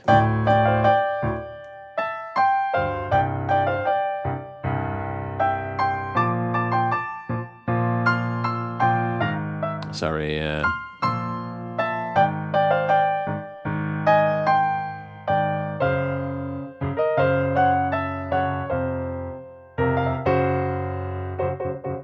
No idea where that comes from, but it's awesome.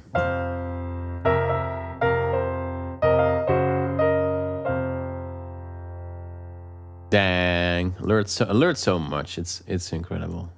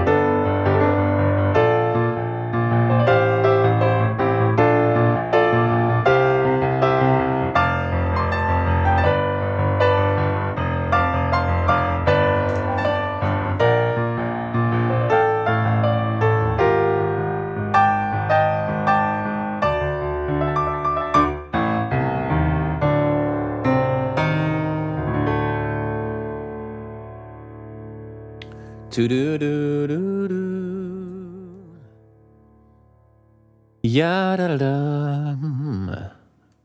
So much fun. Smash Highlights asks, do you know how to play any of the miscellaneous ambient piano jingles? A few of them, yes. I made an ambient medley with a bunch of them.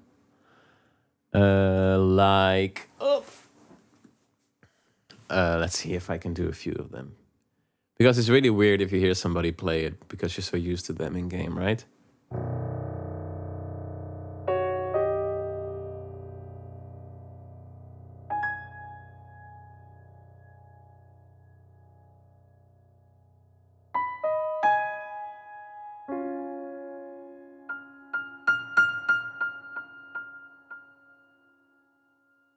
Those jingles and Kara Kara Bazaar. Let's see, that's also kind of ambient, right? Let's see. Man, I wish I was good at reading sheet music, but it's not going to happen anymore. Sorry for the derail.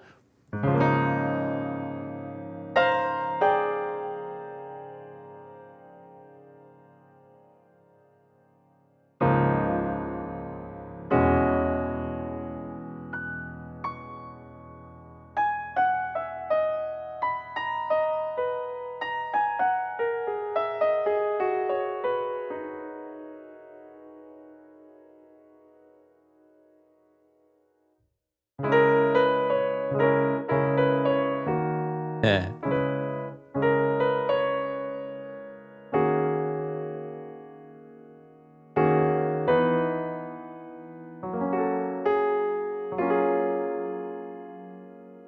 And I have to study them because they're much more tricky than you'd expect, right?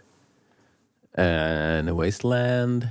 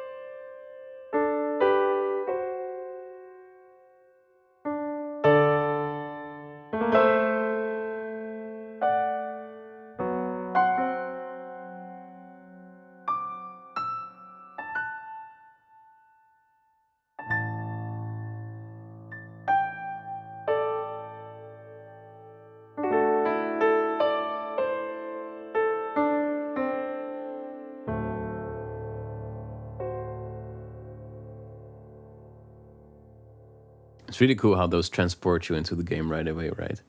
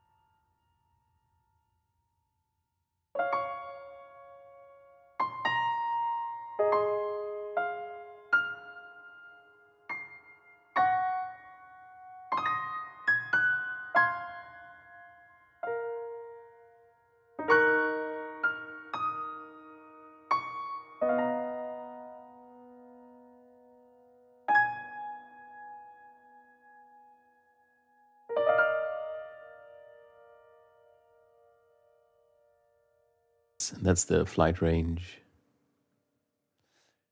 The Great Plateau, by the way, the ambient music for the Great Plateau is the opening of the first trailer.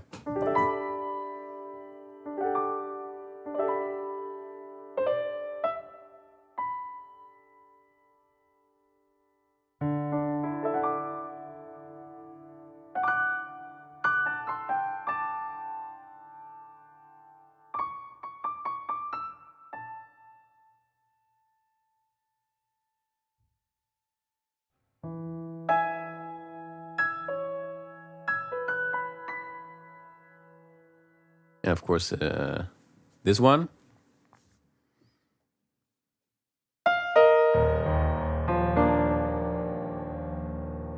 Might be the most iconic one, right?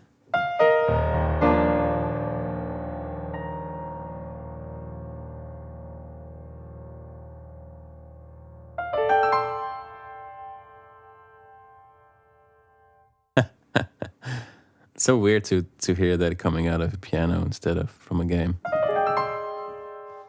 Fun stuff.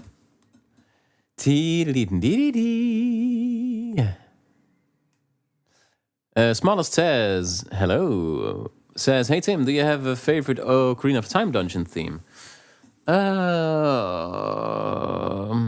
Fire Temple, I think, is an underappreciated one because it has I think it has some more groove than the other ones. Spirit Temple as well, I also really like.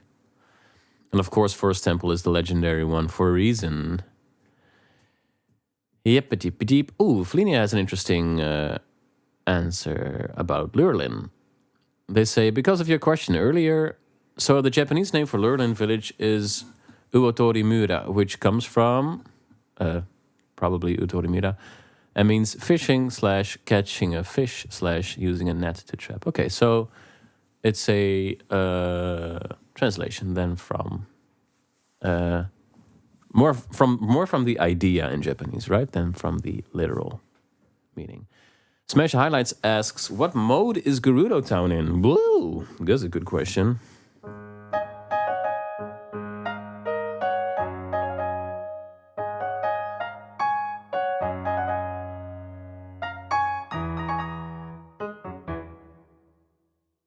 I'm going to refer to Google for that because I don't really know.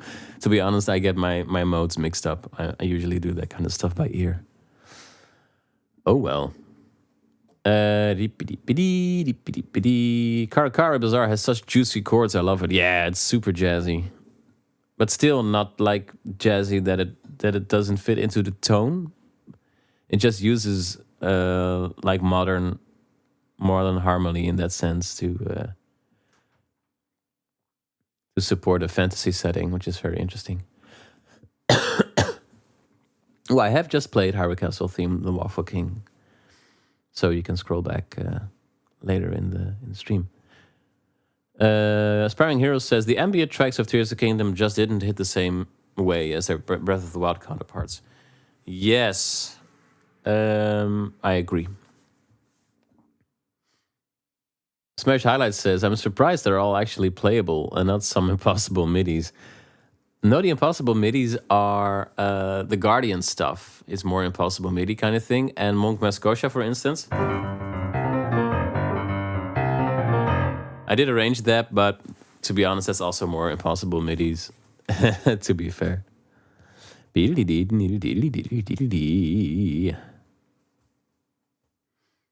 Aspiring Hero Games says, I watched a music analysis video by Scruffy, and they mentioned everyone feels immediate panic at that first note of the Guardian theme. Yes. Man, they nailed so many of those moods, right? It feels like a spider's crawling up your leg, that Guardian music. I'm sorry. Hey.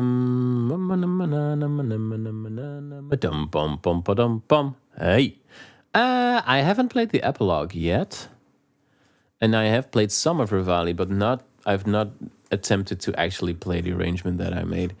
If any of these things sound interesting to you, these arrangements, do look up the videos I made because I'm playing them very, let's say, freely today. Yeah. Other people would call it sloppy. Improvisation based. I'm bluffing these arrangements. Some of these I haven't seen in years. So if you'd like to hear these arrangements as they are intended, please look up the videos. Let's see the epilogue. It's in a fun key. It's got 4 sharps. Whoop.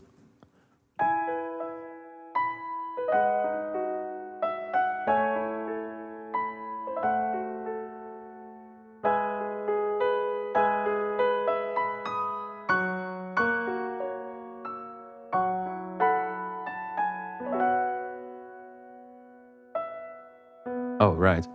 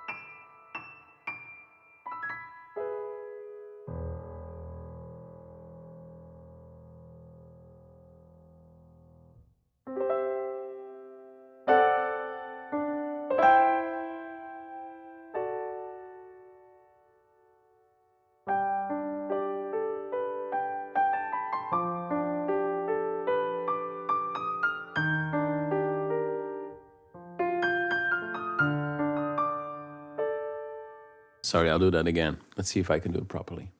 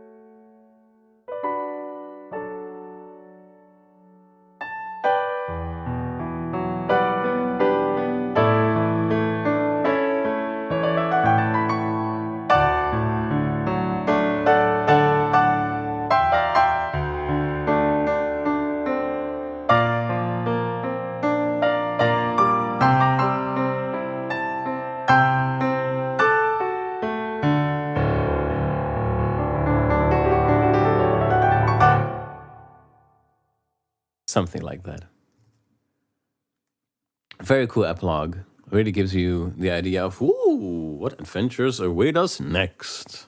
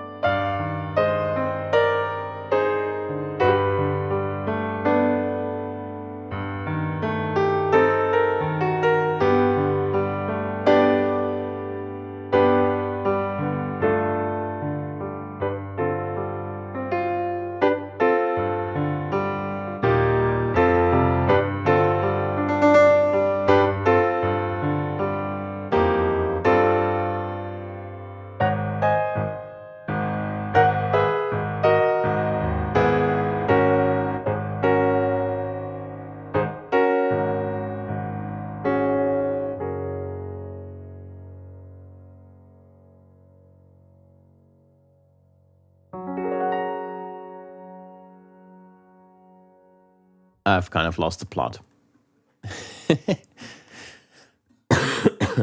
Lots of accidentals here. This is the Divine Princess and the Five Champions.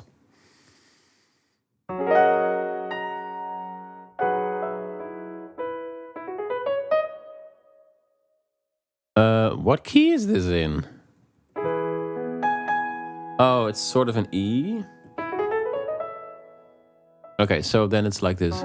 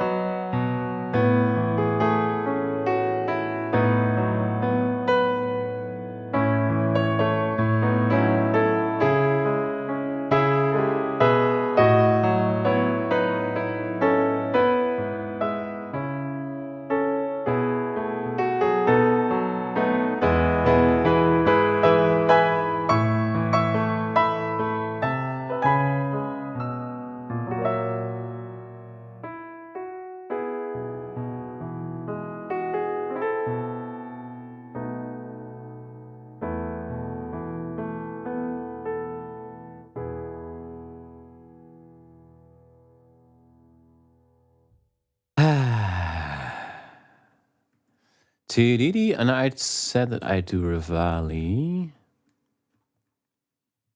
Hi, Amber Dragon. Ah, Mary Ken says the Champions Battle theme is gonna make me cry again. Let's see, Rivali.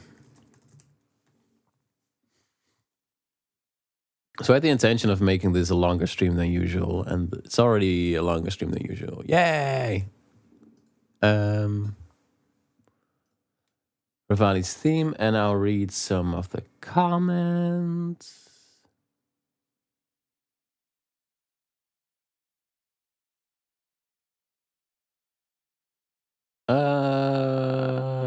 Zuf Piravenklauers, do you know the Zelda Age of Imprisonment trailer? No, but I did make a choir arrangement of the main theme, so perhaps that's the one you're looking for. Nobody clicked on it though, so I kind of stopped doing Age of Imprisonment stuff. Anyway, hi Amber Dragon, what a song to come in on, they say. Shame I couldn't be here for most of it. Time zone is very forgiving. I started even earlier than usual. Perhaps it would have been more useful for some of my listeners if I had started at the same time and then went on longer. But yeah, that's a little difficult here with our own planning. That's how it goes. I'll play Rivali, and then I'll take a look at Yume wo Kanate. I'm not sure where that's from, actually. I'm curious. Anyway, Rivali's theme then.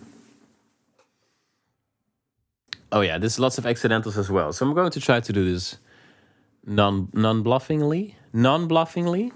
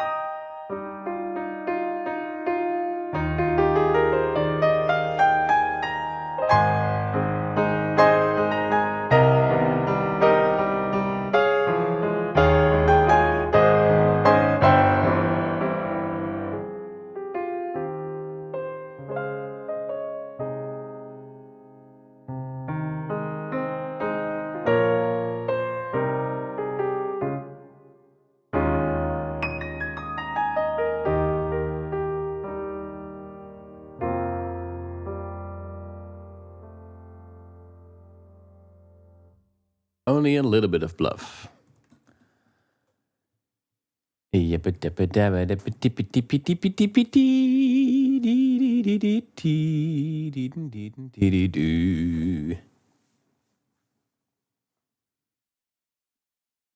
Oh, for sure. Rivali is like, I think outside of the Breath of the Wild main theme, the strongest melody in the game. It's really good. I'm quite curious what Yume wo Kanata is. Is it and if it fits the stream a little? We'll see. Yume no Kanate.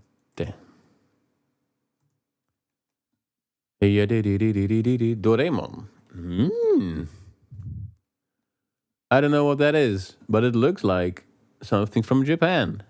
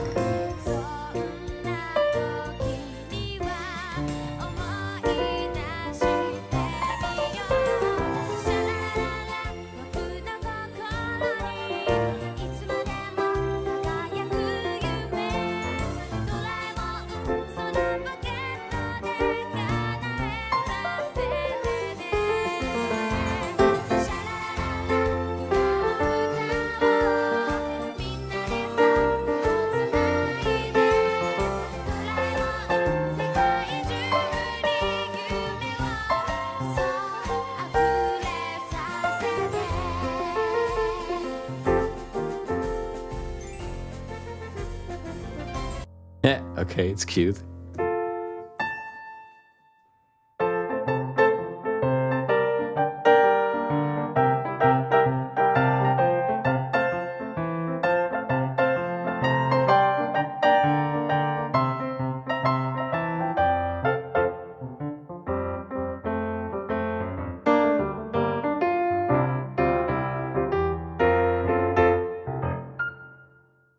Cute, yeah. It's very very good to follow, like harmonically. So it's an F major, got a G minor, and then just a B7. That's kind of the basis of it.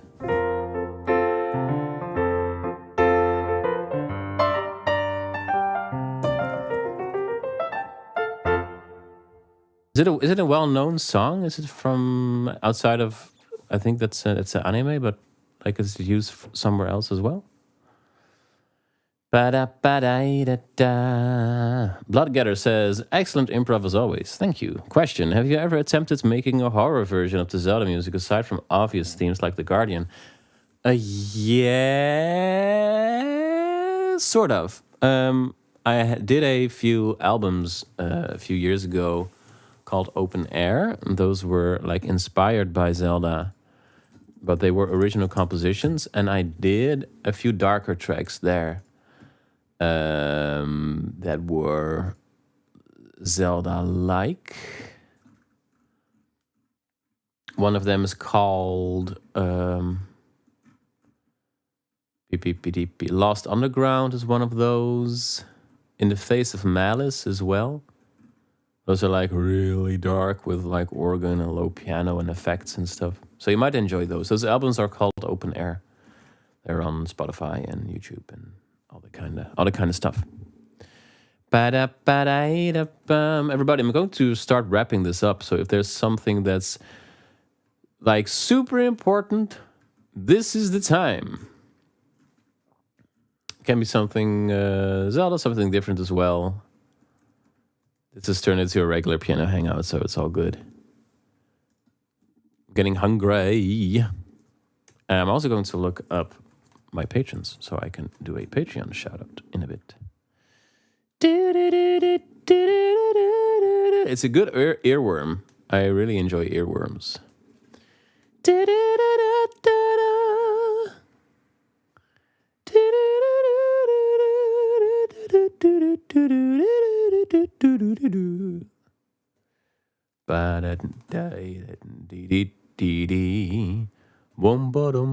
Yes, I'm hungry for cheese and coffee.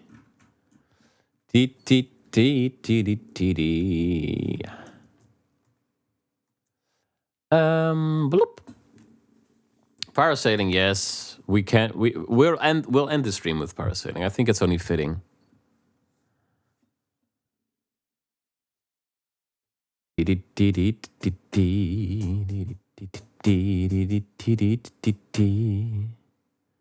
Dark Beast Ganon, yeah, I have to give it a go, right? But I'm not going to play the arrangement because it's going to be a bloodbath if I try. It's still open to me. If I ever reach 100,000 subscribers, which will never happen, I will study Dark Beast Ganon, like the full arrangement, and play it on stream. 100,000 subscribers.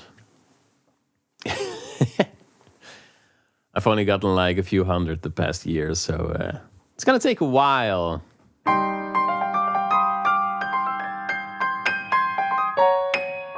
And I'd also need piano lessons to learn that, because when I studied it for the recording, it took me 2 weeks, and I started getting problems. I really had to relax more and start using my elbows and my shoulders more and stuff, and become more loose, because I was taught piano lessons that you should see your fingers as kind of hammers, like nice and individual kind of things. But then I was watching piano technique videos recently, and apparently that was perhaps old-fashioned. Nowadays, it's more okay to use your shoulders and your elbows and stuff for speed and power, so you don't get fatigued hands as often because you're not fighting your own anatomy, right?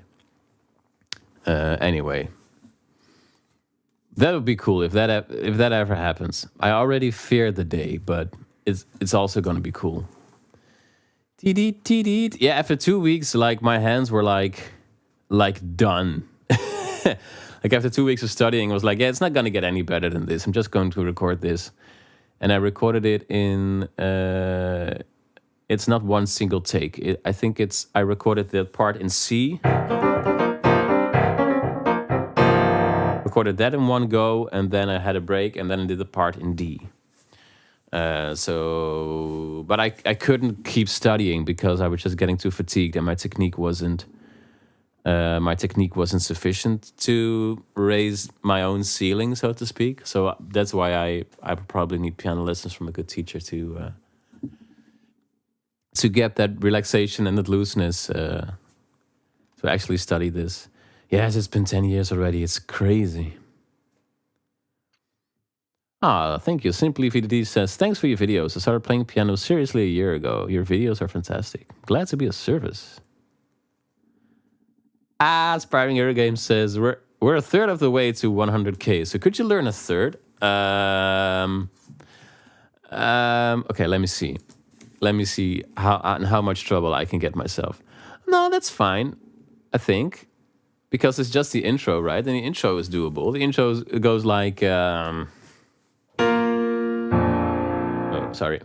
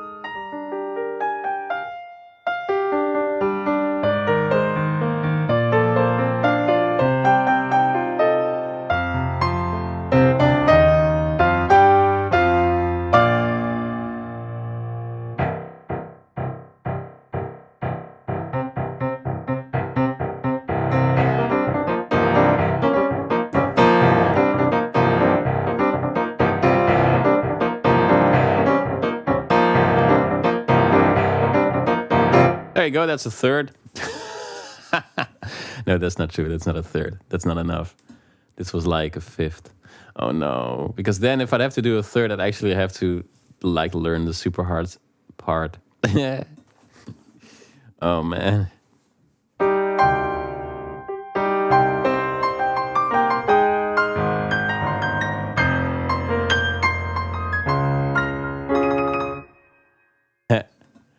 No, that's not gonna happen. I'm sorry, Aspiring Heroes. I think I'd have to start learning at like 90,000 subscribers, and then that will take a year, and I can take a year with a good piano teacher to teach myself this. Anyway. Every third note, yes. Like for my fingers, that will be easier, but for my head, that'll be even more difficult. So we'll see. See you later, Princess Dream Actress. Silk Song's Coral Chambers. I can play that for sure. Let's see. Parasailing, Coral Chambers.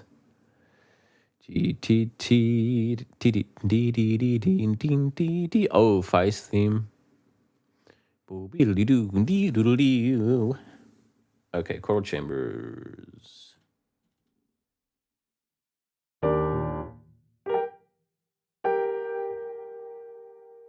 We need lots of reverb, right?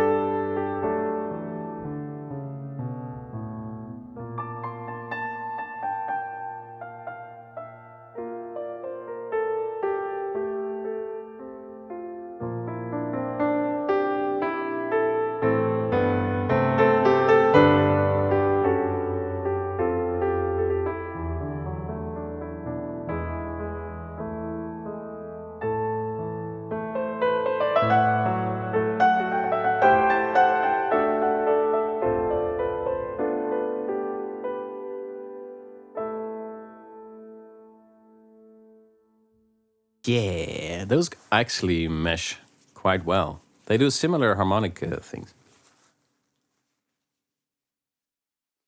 They both have a.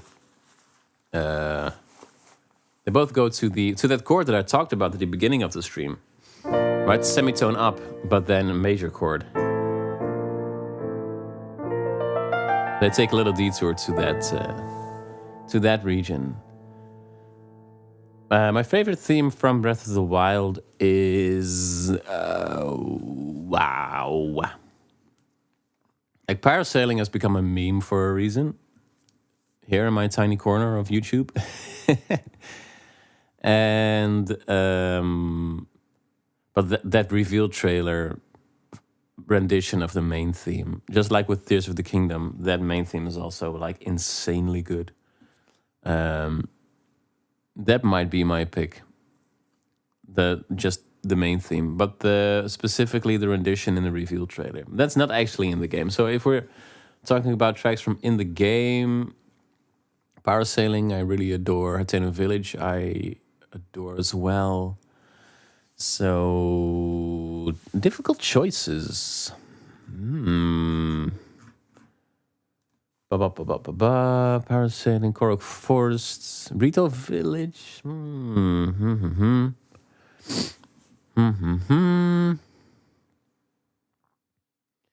Bumpy Dumpy Dome. Yeah, I think those. Yeah, so parasailing and Hateno Village, probably of the in-game tracks. Champions Ballad is a golden one as well. Many people really enjoy that.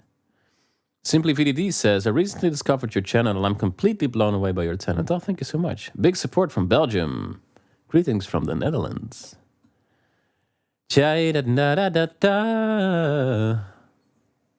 All right, everybody. I'm going to the supermarket because I'm hungry. It's not advisable to go to the supermarket when you're hungry because you end up buying stuff that's not healthy because you're hungry. But I'm going to do it anyway because I'm hungry. But first, Patreon shoutouts. Thank you all so much for watching. So this tiny channel of mine is supported by my patrons. I've got plenty of stuff lined up for on the channel that I'm going to share with you soon. But now it's time for Patreon shoutouts. The people making this possible. These are my top tier patrons who get a shout out in videos and streams, some of which are in the chat. So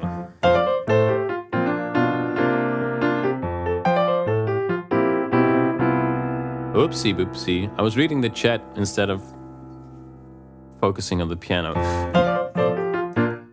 I want to thank Alexis, Gertini, Yue,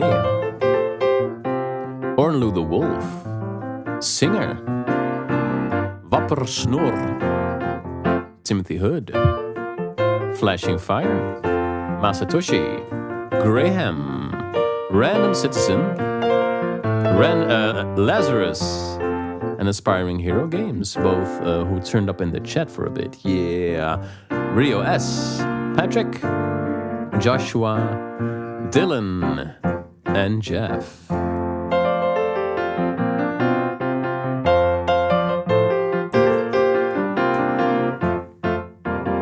Podcasting voice.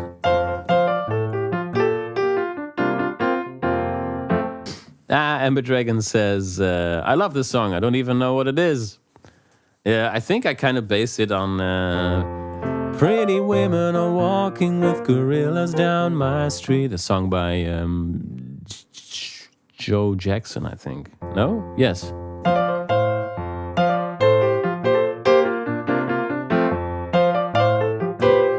But some janky version of that.